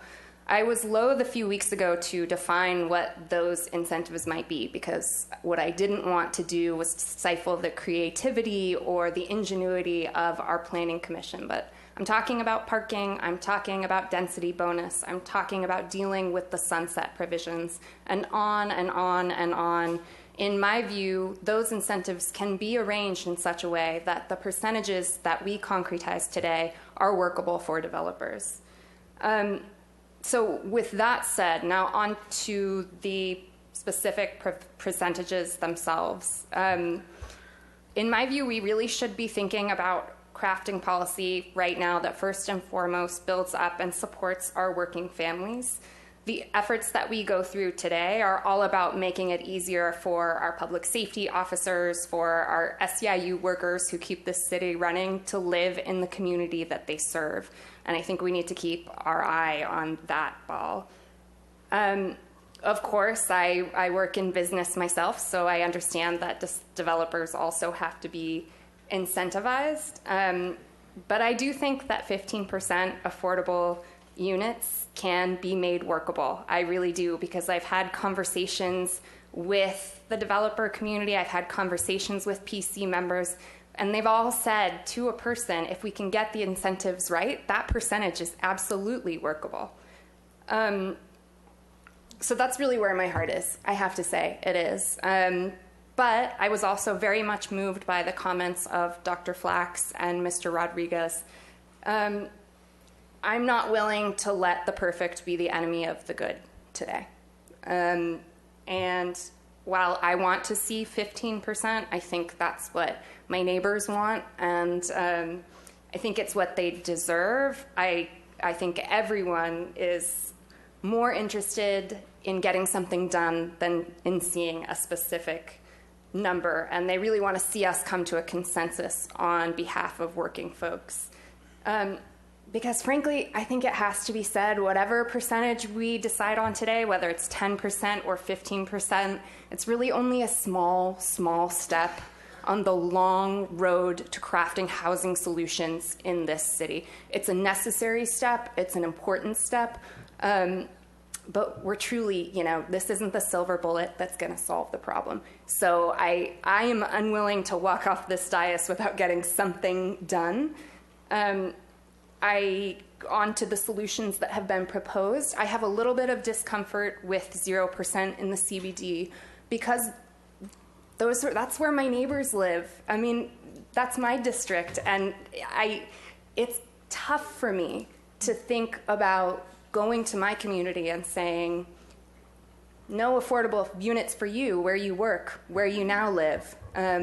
So I'm sensitive to the idea of differentiating in that way, to go from zero, where my neighbors live and work and where they want to be able to afford to live and work, and to have to say to them, sorry, you got to move elsewhere. So I think by way of compromise for me, I understand land costs are higher downtown. I understand we want to incentivize building downtown. I want all of those things too, but I would prefer to see, if we're going to go that direction, a 10% across the board. I think it's more fair. But I do certainly agree with the elimination of the 4 units or less. I'm not sure how Councilmember Dominguez crafted that piece, but I agreed with what that point was. So that's it. Thank you. Okay, well, I want to ask about that. Mr. Gutierrez has his light on, but what would that mean, this proposal of 4 or fewer? And there was something else I was going to ask, but go ahead. If you're ready, Mr. Gutierrez. Thank you, Madam Mayor. Can I ask staff just a clerical question, Sure. please? Yeah. Would we be providing more affordable, would we be allowing for more affordable units if we went to 10 across the board than 15 outside the CBD?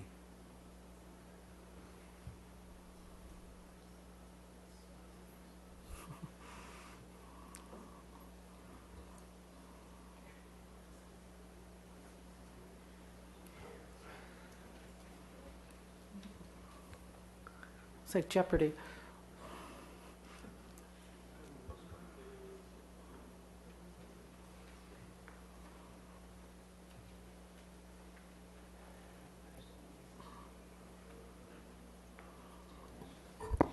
So, Madam Mayor and Councilman Gutierrez, this slide shows all of the projects that are in the system for the AUD program, from ones that have applied just last month to ones that are actually built on the ground.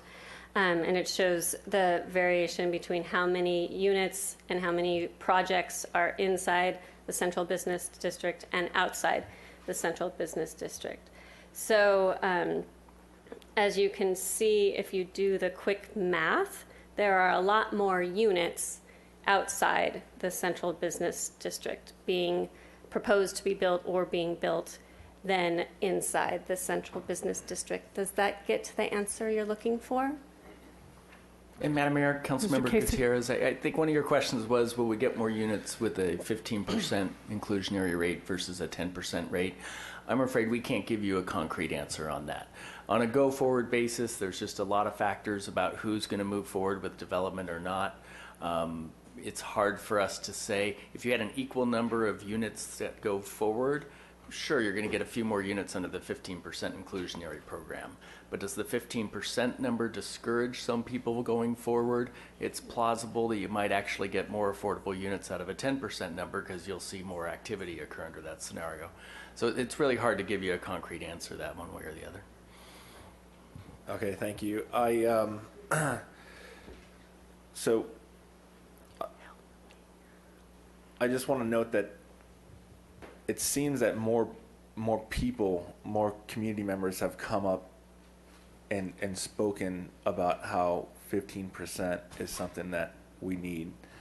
I personally said that I'd like it to be more than 15%, but I feel that 15% is a number that could still be profitable for the developers and be able to help out more of the residents. We're all well aware that the AUD program needs some improvements, and from my understanding, the AUD program was set up to build housing, and I agree that it needed a stipulation like this to include affordable housing, and I don't want to prolong this any longer. I feel like we've teased our residents enough about providing affordable housing, so I want to be able to pass something today. I as well don't feel comfortable having the CBD not provide any affordable housing, so I will agree with my council member Harmon on her point of view of this situation. Thank you. So you're saying 10 and 10. So, Mr. Casey, let me ask the question. What would be or staff, 4 or fewer units, no in lieu fee? This is the first time I've heard that, or maybe we talked about it in a roundabout way, but Ms. Metzger, it looks like you're getting ready to answer. What would that mean? That would mean any projects of that size, we wouldn't get the money to build affordable housing, but what's the up and down side of all of that? So, Mayor Murillo, The smaller projects like that are primarily outside the CBD, first of all. Okay. And they are neighborhood projects that might have one rental unit, and they're usually adding 3 or 4. And so they're not necessarily a big developer coming in with a lot of previous experience and background. They're more of like mom and pop people putting together a permit application to increase the value of their trust property they probably inherited to more units. And it does increase the housing that we have in those areas. And we have seen them being very compatible with the neighborhoods, especially with our newest amendment to increase the parking requirement for 2-bedroom or more units outside the central business district. Madam Okay. Mayor. And, okay, yes. Yeah, if I could add, one consequence could be that we see more projects that are for fewer units. So we may see less units overall if someone's incentivized to do 4 versus 5. So if they do 5, they have to pay the in lieu fee. So we may see it change what developments are proposed. Okay, that was astute of you. So would it be odd though if I wasn't being sarcastic. That really was good. Thanks. So would it be odd to have that categorization where there's between 1 and 4 it's this, between 4 and 9 it's that, and no, that we do that all the time? Yeah, Madam Mayor, council members, it really is a judgment policy call. I don't think there's anything wrong with the logic about exempting them.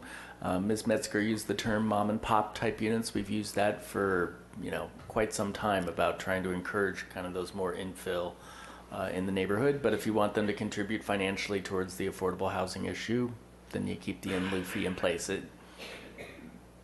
Fair question either way. Okay. And Madam Mayor, just one Please. more thing. It was something that also came up from the Planning Commission discussion. It wasn't actually included in their motion, okay. but it was discussed that day that we presented to Planning Commission, so it's not a new idea. Okay, so I like the idea of 10 and 10, but my question is, there was some discussion that could we bump it up if we're in a trial period as it is? If it seems like we wanted to, if the project applications didn't slow down, if we were getting a good response, we could revisit it, right? I'm sure everybody wants to put it to bed, but if that would be an incentive, Mr. Casey, is that easy to do, or we could do that? Madam Mayor, council members, easy to do is a relative term. But yes, it's doable. You can adopt an inclusionary policy today and you can amend it at a later time. I wouldn't recommend that you want to amend it frequently. I think the development community likes certainty. I think one of the things they ask of local government is tell me the rules and I'll play by them. And so I think respecting that is an appropriate stance to have. But you are going to have another kind of major policy decision point coming up about whether lifting the cap or not. And so as part of that conversation, if you kind of have lived with an inclusionary policy for a while, you revisit at that point, I think that's fair. Okay, so I like that idea, if we could get to 10 and 10 today. But I also was inspired by what Ms. Snedden said, that if the Planning Commission could look at a couple of things, we are sending this to them, if I'm remembering correctly. Displacement assistance, that would be something that if they could look at it in their experience. And then Ms. Snedden, you had a second thing, I didn't write it down. You had a couple of things that you said, not for today, but what was it again? Thank you, Madam Mayor. One was replacing like for like. So if 8 affordable units are being demolished, then a new high density development might need to have 8 units of affordable. That's extreme, I know, but something to be considered later. And then the other was a system of accountability for what's happening with those in lieu fees. Yeah, we need to know. Well, that's why I was going for displacement assistance, because if people are displaced from, older, falling down, some of it falling down, sometimes not, if they're displaced, then we've talked about that, and Mickey Flax has talked about that forever. Tell her, Dr. Flax, that we are remembering her input. So it looks like we have some agreement, and not everybody would be happy. Mr. Casey, what are you hearing out of this whole thing? If you could help me, I have a head cold today. Thank you. Thank you, Madam Mayor. I'm hearing a really good debate and kind of around the edges, just some variation and difference. And so my encouragement to you, technically you can get away with another 4-vote item introducing an ordinance today.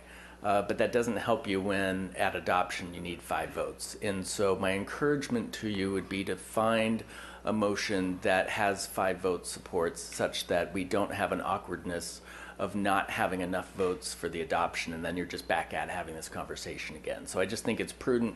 I sense a desire to resolve this issue today, and the best way to do that is to craft a motion that has at least 5 vote support so that it can be adopted when it comes back for adoption. Right, because if we only get to 4 today, then we're still in limbo. Mr. Friedman, go ahead. Actually, Councilmember Dominguez had his light on. Oh, Mr. Dominguez, go ahead. Yeah, I wanted to see why my colleagues, Mr. Gutierrez and Ms. Harmon, switched from 15 to 10. It sounds like you're doing it in the interest of compromise, and there were 4 of us who wanted 15, and then 2 who wanted 10, and then Mr. Friedman was one of the 10, and you moved to 15 and 0 on the inside. Is that what you had said? 10 and 0. Yeah. So I'm curious why the majority are asked to compromise with the minority when the 4 of us wanted 15 and... I'll take that. Please, go ahead. Thank you, Madam Mayor. Yeah, look, I want inclusionary more than I want 15% specifically. It matters more to me that we get something for my neighbors done today than nothing. And I have a fear that we will not get to 5 votes with 15%, and I certainly don't want to see 10% outside of the CBD with 0 in the CBD. That seems to be the opposite of what I'm looking for. So it seems that the compromise here that everyone is behind is 10% all over the place, with the 1 to 4 not paying an in lieu fee. And I think consensus is not anything to be sad about. It's something to be respected and to celebrate. And I think if we can reach that today, we will all have done a job very well. And what are your thoughts, both of you, on State Street, if you're looking at maybe a smaller CBD? Because I know particularly people from your generation are much more interested in living on a downtown Main Street, and moving something to something lower, and any number you propose is something worth considering, whether it's 5, 10, 12% on State Street. Is that something that you have any interest in?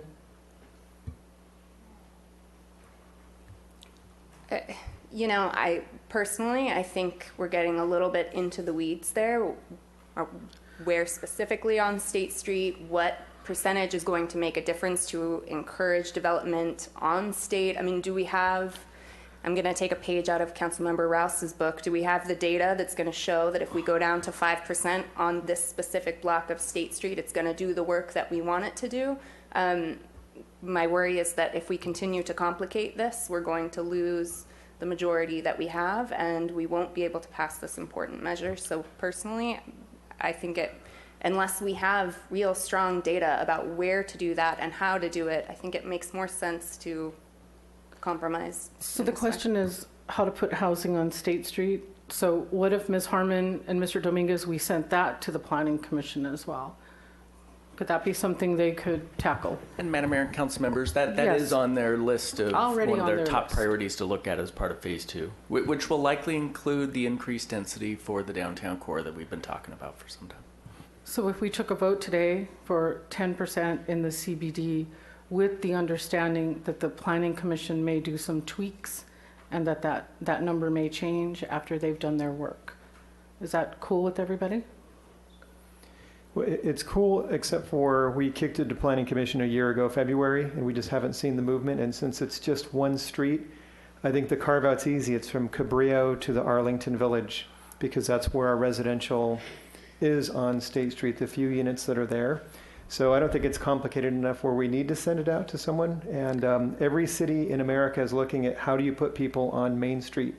And so we have the opportunity today, and I don't think we're going to lose a majority. We keep acting like someone's going to pull people up hair strings. We are the ones who decide. So if everyone here says State Street needs more housing, we can actually get that done today if we don't have 5 people, but I haven't heard from. So we're considering 0% on State Street. I'm open to any percent lower because what we need. Inside CBD, and some of us like 10% outside of CBD. The whole principle, which is very simple, is if you want people to build on State Street, the incentives have to be higher there than anywhere else. And what we're seeing now is no one's building on State Street, and they're building. We could put the map back up, but in the already crowded areas where it's already overparked. The whole idea behind State Street is there's been parking identified that's free at nighttime when downtown or State Street residents would need it. So it actually matches our supply and our demand up fairly well. Okay. So again, it's just, I'm just pulling people. If there's no interest, there's no interest. Well, I'm interested. But we've been talking about that, how to put housing on State Street. So, Mr. Casey, is there some assurances that you can give us that Planning Commission would look at that first, or is staff is doing the work and has to tee it up? Our city planner has a... Yeah, thank you. Thank Madam you. Mayor and council members, yes, I would love to answer that question. So we've already kicked off public workshop talking about increasing density downtown. That was held in April. We'll have the follow-up in July. So we're very much in the heart of kicking off working on phase 2 AUD ordinance amendments, including increasing density downtown, looking at incentivizing in other ways housing downtown by creative ways to providing parking or not providing parking. So that discussion has started. It will involve many hearings before the Planning Commission. So all of those other items that Planning Commission wanted to look at when they were considering inclusionary housing will be part of their discussion, including all the other ordinance amendments that council initiated over a year ago. Absolutely, the AUD ordinance will be amended even after your action today and adoption of inclusionary housing. So whatever concerns or other issues that you'd want to see addressed as part of subsequent amendments to the AUD ordinance, there's time, and we are, Ms. Metzger's already in the midst of working on those. So I just want to allay any concern that we're stalling that effort or that it hasn't started. The conversation has started, and we will continue it. Okay, thank you. I'm forgetting whose light was on first. Your light was on pretty, Mr. Friedman. It seemed like your light was on. So I appreciate my 2 colleagues moving into the 10%, and I understand where Councilman Harmon you are. I'll support that so we can get there, the 10%. The issue of State Street, there's some other, I agree with Councilman Harmon, we are getting into the weeds because it has to do with what other parking incentives, using parking structures, that all has to play out. So again, we can revisit this ordinance. Like I mentioned in my comments, it's transitional in that we have to look at the future of the AUD, or whether we even come up with a new program down the line, which is a possibility as well. So I think we've come to a good balance where my 2 colleagues, Councilman Gutierrez and Harmon, have come along. Councilmember Dominguez, your suggestion about the under 4 is a good compromise. Councilman Rouse, you've come along too, going along with it. So I think we're there. None of us is completely happy, which is probably the best sign that we should do it. So I don't know if now is the time to make the motion. So I'm going to make the motion that we do the 10% across the board. Councilmember Dominguez's suggestion of the 4 and under. The original that I had proposed, between 5 and 9, they can build the unit, and then the $25 in lieu fee for those. Okay. Wow. Okay. I think I got it. 10% across the board, 4 and under, no in lieu fee. Between 5 and 9, they could build the unit or pay the money, and $25 in lieu fee. And there was a second from Ms. Sneddon. Any other discussion related to that motion? I think I would vote for that. And myself, go ahead, Ms. Sneddon. Thank you, Madam Mayor. Just before the motion was made and seconded, I was about to say that in the spirit of everyone coming together, I think the 10% everywhere is a great compromise, and I'm supportive of everything in the motion.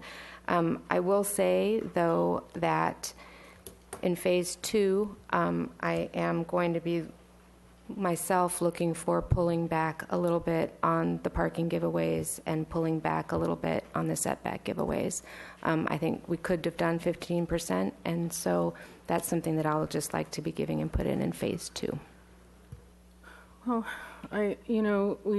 giveaway is your expression, and incentives is like we just try to help the developer give us what we want out of them. And after the housing task force meetings, we added parking for 2 and 3 bedroom. That made sense, and we're really trying to do our best. And I know the AUD doesn't make everyone happy, and we are getting some housing out of it.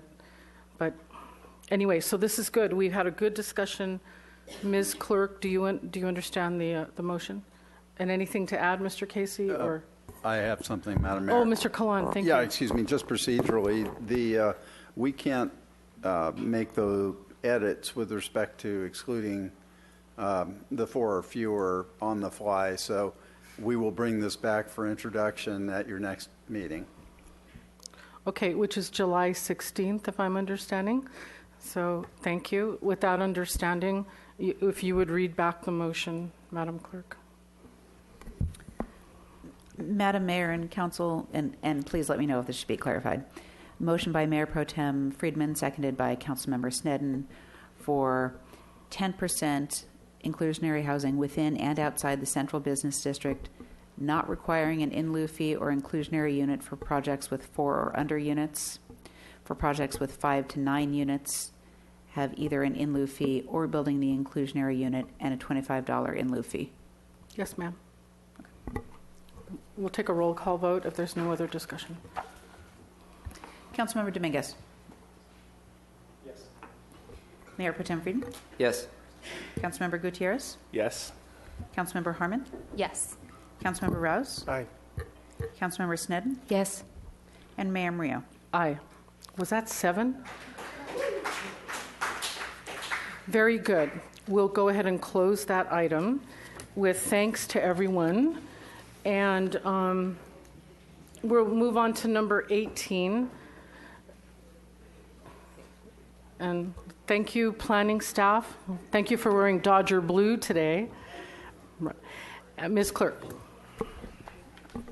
Excuse me. Item 18, update of Southern California Edison Downtown Reliability Program. Okay. Did our Edison representatives stick it out? My goodness, we've made you wait a long time. Thank you so much. Do we need a break so you can set up? You have some technical? Okay. Whenever you're ready, Ms. Guthrie.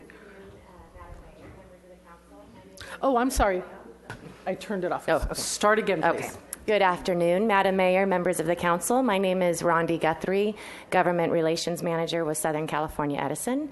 It is our pleasure to be here today to give you a status update on the downtown Santa Barbara reliability project. Have a few of my colleagues, project manager Carolina Gonzalez, and our operations supervisor Tyler Long. Carolina will do the majority of the presentation on the status of the project, and Tyler will be available for any questions, as will I. Just for a little background and context, dating back to 2014, 2015, we were really experiencing a lot of issues and outages in our downtown area.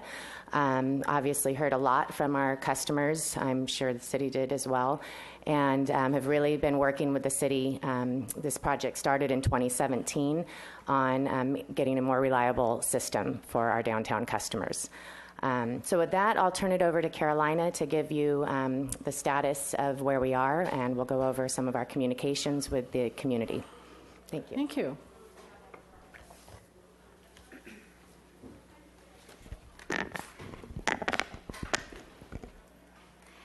Hello, good afternoon, City Council. I'm Carolina Gonzalez. So on the screen here, I have a map of downtown Santa Barbara, just to kind of show you the circuitry that we have. So we have the Milpas, the Turnpike, the Padre, the Anacapa, Figueroa, Anapamu, Sola, and Courthouse 4 KV. These are all the different circuits that we have currently in the downtown area.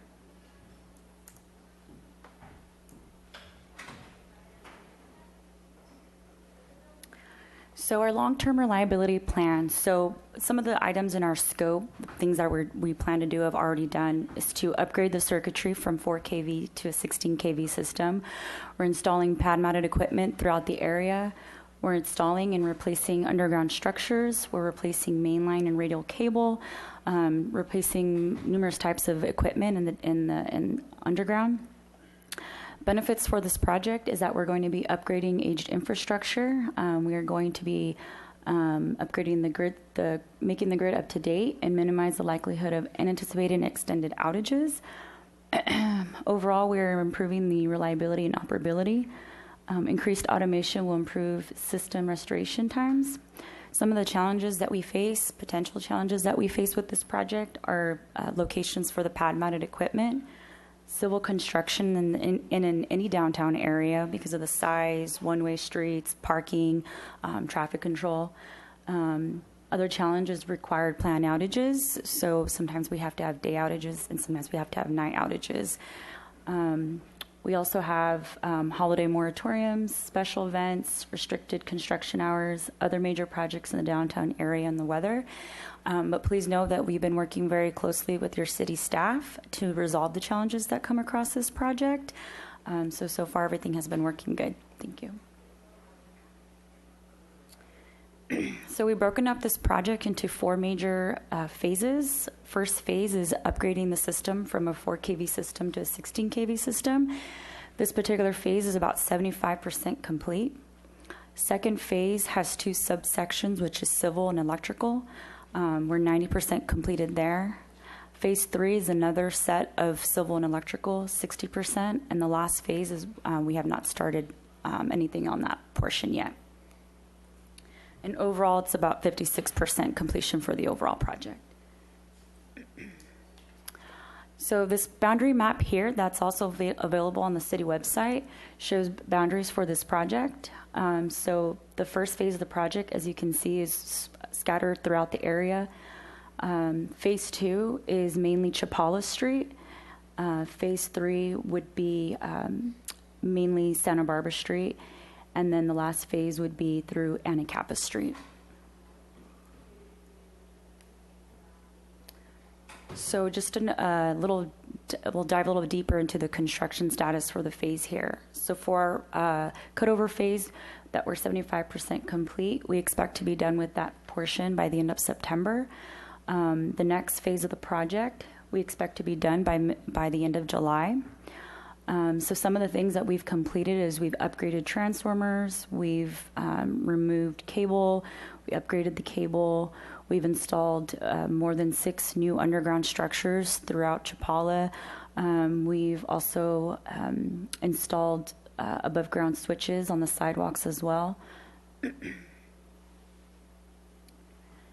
And then for our for our third overall phase of the project, we expect to be done by the end of November. And then for the last phase of the project, we expect to start that fourth quarter of this year and into at least 2 more years of the project. Our next biggest, I would say, most impactful piece to the community is going to be our civil phase 3 portion. And once we start into that portion, we're going to be starting at the top of Anacapa Street and working our way down. So here are just some sample photos for construction to kind of give you an idea of what's out there. So this here is us installing a new vault. So as you can see, we have to open up the ground pretty wide in order to get this cement structure into the ground. And we put up those fences around to create a very safe work zone for our employees, but also for the public as well, so that no one walks by this and could accidentally fall in. So we make sure that we keep safety in the forefront at all times. And here's just a photo of them actually putting down the vault into the ground. And then the photo on the right is what it looks like at the end. So it's just looks like a small little lid, but really underneath is a really large 7x14 structure. Here's a current site photo. This is Figueroa Street between Chapala and State Street. Here we actually did some trenching and installed new conduit into the ground, and we also did a new vault as well.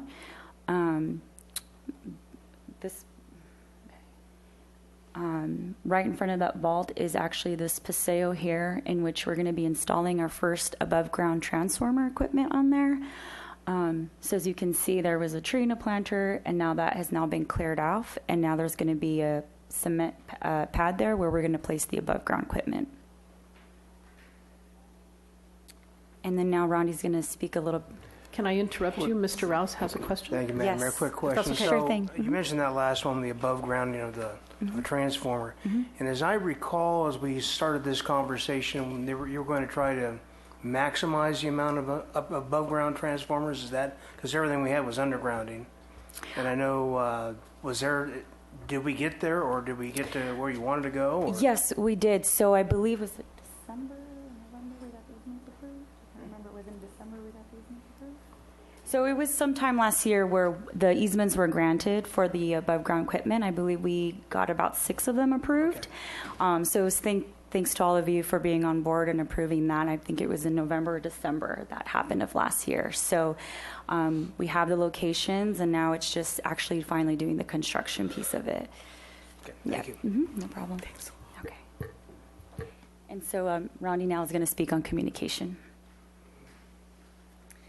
Yeah, we've utilized a lot of communication tools for this project over the years, including these briefings to City Council. We've done targeted social media to the businesses or people that may be traveling into Santa Barbara. We did some kickoff meetings and open house that explained the project to our customers in the downtown area. I try to do a weekly or bi-weekly update to the Downtown Santa Barbara organization, the Chamber, and city staff on where our crews will be moving that week. And we've also done what we call Dear Neighbor letters, where we mail out to our customers that will be impacted in these areas.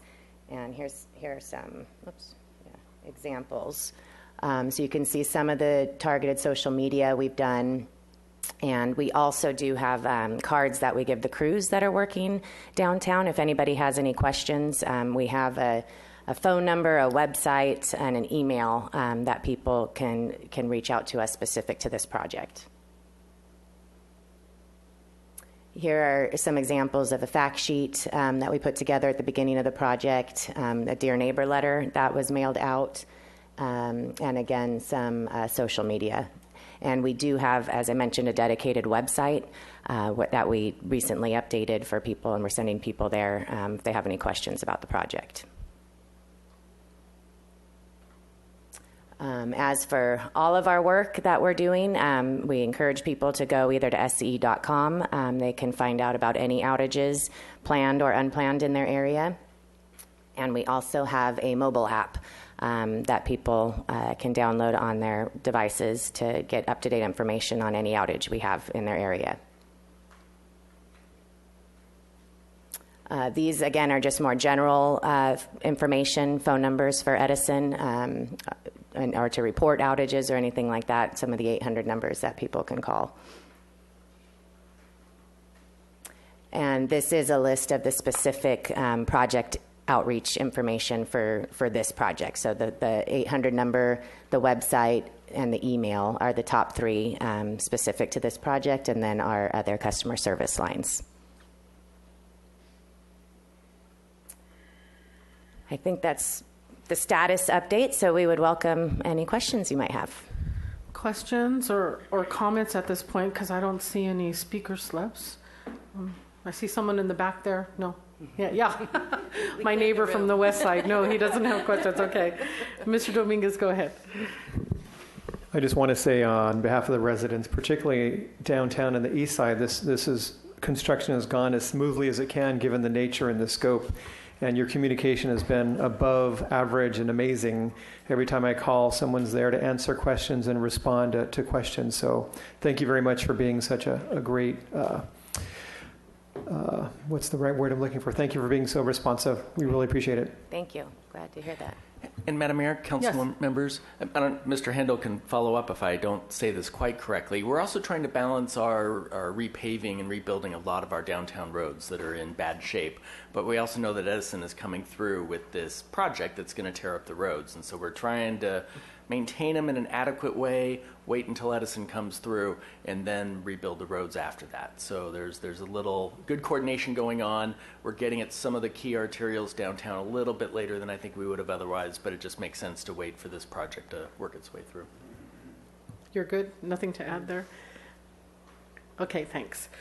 Well, I don't see any other lights, so thanks so much. I'll add to the responsiveness remark. We'll have people complain that, oh, Edison's going to turn off the power, and then you'll accommodate whatever it is. And so that's really helpful, too. Thank you so much. You're a great community partner. And we'll go ahead and close this item with thanks. Thank you. Thanks. Okay. So what's next? We are rescheduling number 19, the Mills Act. And we have a closed session, but in between, we can report on our activities and our liaison assignment reports. Anybody ready? Mr. Friedman. Thank you, Madam Mayor. We attended the Community Choice Energy Subcommittee meeting yesterday, and that item will be coming to us in July. Very instructive meeting and some very positive momentum on that. And then attended the Airport Industrial Complex ribbon cutting yesterday, and we're excited to have that project online, and some of the local businesses will be able to support there. Also attended the Solstice Parade, and then attended a site visit to the Army Reserve Base on the corner of Las Positas and State, along with representatives from American Indian Health and federal representatives toward the facility, and then discussed updates on the project. And it is moving along, and it is something ultimately that I think will be positive for the community, but there's a long ways to go before that project moves forward. Very good. Ms. Sneddon? Thank you, Madam Mayor. I attended the rescue mission reopening, which is such an incredible asset for our community. I also attended the Leadership Santa Barbara County graduation, and just a few of I want to make note of a few of our city participants. We had Caitlin Mamolsky, and transportation planner, Eric Goodall, project engineer, and then our own Mariana Cruz with the Water Conservation District was the valedictorian of her class, of the 2019 graduating class, so that was exciting. And we also have the advisors from the city to this leadership group, Malcolm Hamilton, Dana Hoffenberg, and Sarah Clark. And so that was really, really fun to see them achieving for the city.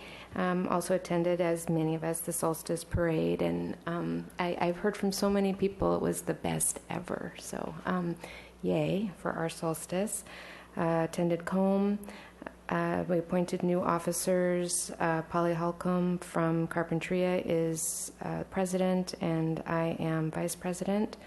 We also talked about updates to fixes to the Hilton Creek watering system, and some of our one last final crossing, Kyoto Creek Crossing 8, plans on updating those. And I believe I had more, but that's all I have to report at the moment. Okay. Mr. Gutierrez? Thank you, Madam Mayor. I attended a Livable Cities conference in Portland and got to attend a lot of great lectures about what other cities around the world are doing to better their communities. And I got to meet with city officials from Austria, Germany, France, Prague, Canada. It was really exciting and really cool, and I'm going to type up my notes and share them with everybody, and hopefully we can get some good ideas out of it. And other than that, I attended the Solstice as well, and it was great to see all my friends and family out and about enjoying the parade and the festivities afterwards at the park. And I also attended the ribbon cutting at the airport across the street from their offices there. and that's pretty exciting to see that space being utilized for entrepreneurs and what have you. Very good. Mr. Dominguez? Thank you. I attended today the Day Reporting Center graduation. This is for ex-parolees who go through a program and find some stability and purpose in their lives. And it was very inspirational to see these. It was all men who have graduated from the program. I also went to the Solstice Parade, saw several of you in costume and dancing, which was very exciting. I attended the ribbon cutting for Marjoram Wine down at the Hotel California, and it's a beautiful new space, really incredible. I attended the Santa Barbara Rescue Mission dedication, and that's a place that is really dedicated to restoring people's dignity and helping them recover from events. And it's a place I would definitely recommend that you go visit if you haven't had a chance to take a tour. Rolf Geiling, who's doing a great job running the place, has been committed for over a decade. And attended the Coastal Cities Issues group for the League of Cities, and attended the Home for Good convening in Buellton as well. Ms. Snedden, you found the rest of your calendar? I did. Thank you, Madam Mayor. I did also attend our Creeks committee meeting where we had an update on the Water Quality Research and Monitoring Program update. So that was an important piece, and that's in the minutes if people are interested in results of that. And then I really wanted to mention, too, I attended the Juneteenth celebration at the public library, and what an incredible event. And that is something I think in future years to promote, and I'm very proud of our library for hosting that. There was spoken word, music, gospel music, soul food. It was books, something for every age, and it was really a great event put on by or hosted by our library. Thanks for being there. I attended the First Presbyterian Church 150-year anniversary event this weekend. Congratulations to them. They do a lot of work in homelessness. We cut the ribbon at the airport. That's leasing up real nice, right, Mr. Casey, our industrial complex, light industrial. The Community Choice Energy Subcommittee, we're looking at a few options, as Mr. Friedman said, looking at going it alone. And then we've also had an offer from the Monterey Bay Community Power group to join them. The Home for Good quarterly gathering focused on housing first, and there was an expert, Sam Semberis, and he was very good. SB CAG was last week, and we looked at financing options for Measure A, whether to go with a federal loan versus a public market bond. And so the interim step was pursuing a loan and evaluating the interest rates. So APCD, the Air Pollution Control District, we have new regulations for large boilers, not real sexy, but important for air quality. And there was concern that various industries need time to adjust to the new rules. And the other thing APCD is doing is working with area schools on how schools respond during wildfires and when there's really bad air. And so there's different levels where the students would not do exercise or stay inside. And so it was just nice to have the agency working with the schools on that kind of response. So that's it for me. And Mr. Gutierrez, your lights on? Thank you, Madam Mayor. I forgot to mention that I also attended a volunteer thank you award party at held by the Community Act Commission of the West Side. Oh, yeah. Thanking all the volunteers that help out the West Side community, like tutors that help out the students and people like that. And it was really good to see all those people being rewarded. Nice. So we'll close that and go to closed session. What are we looking at, Ms. Clerk? Number 20?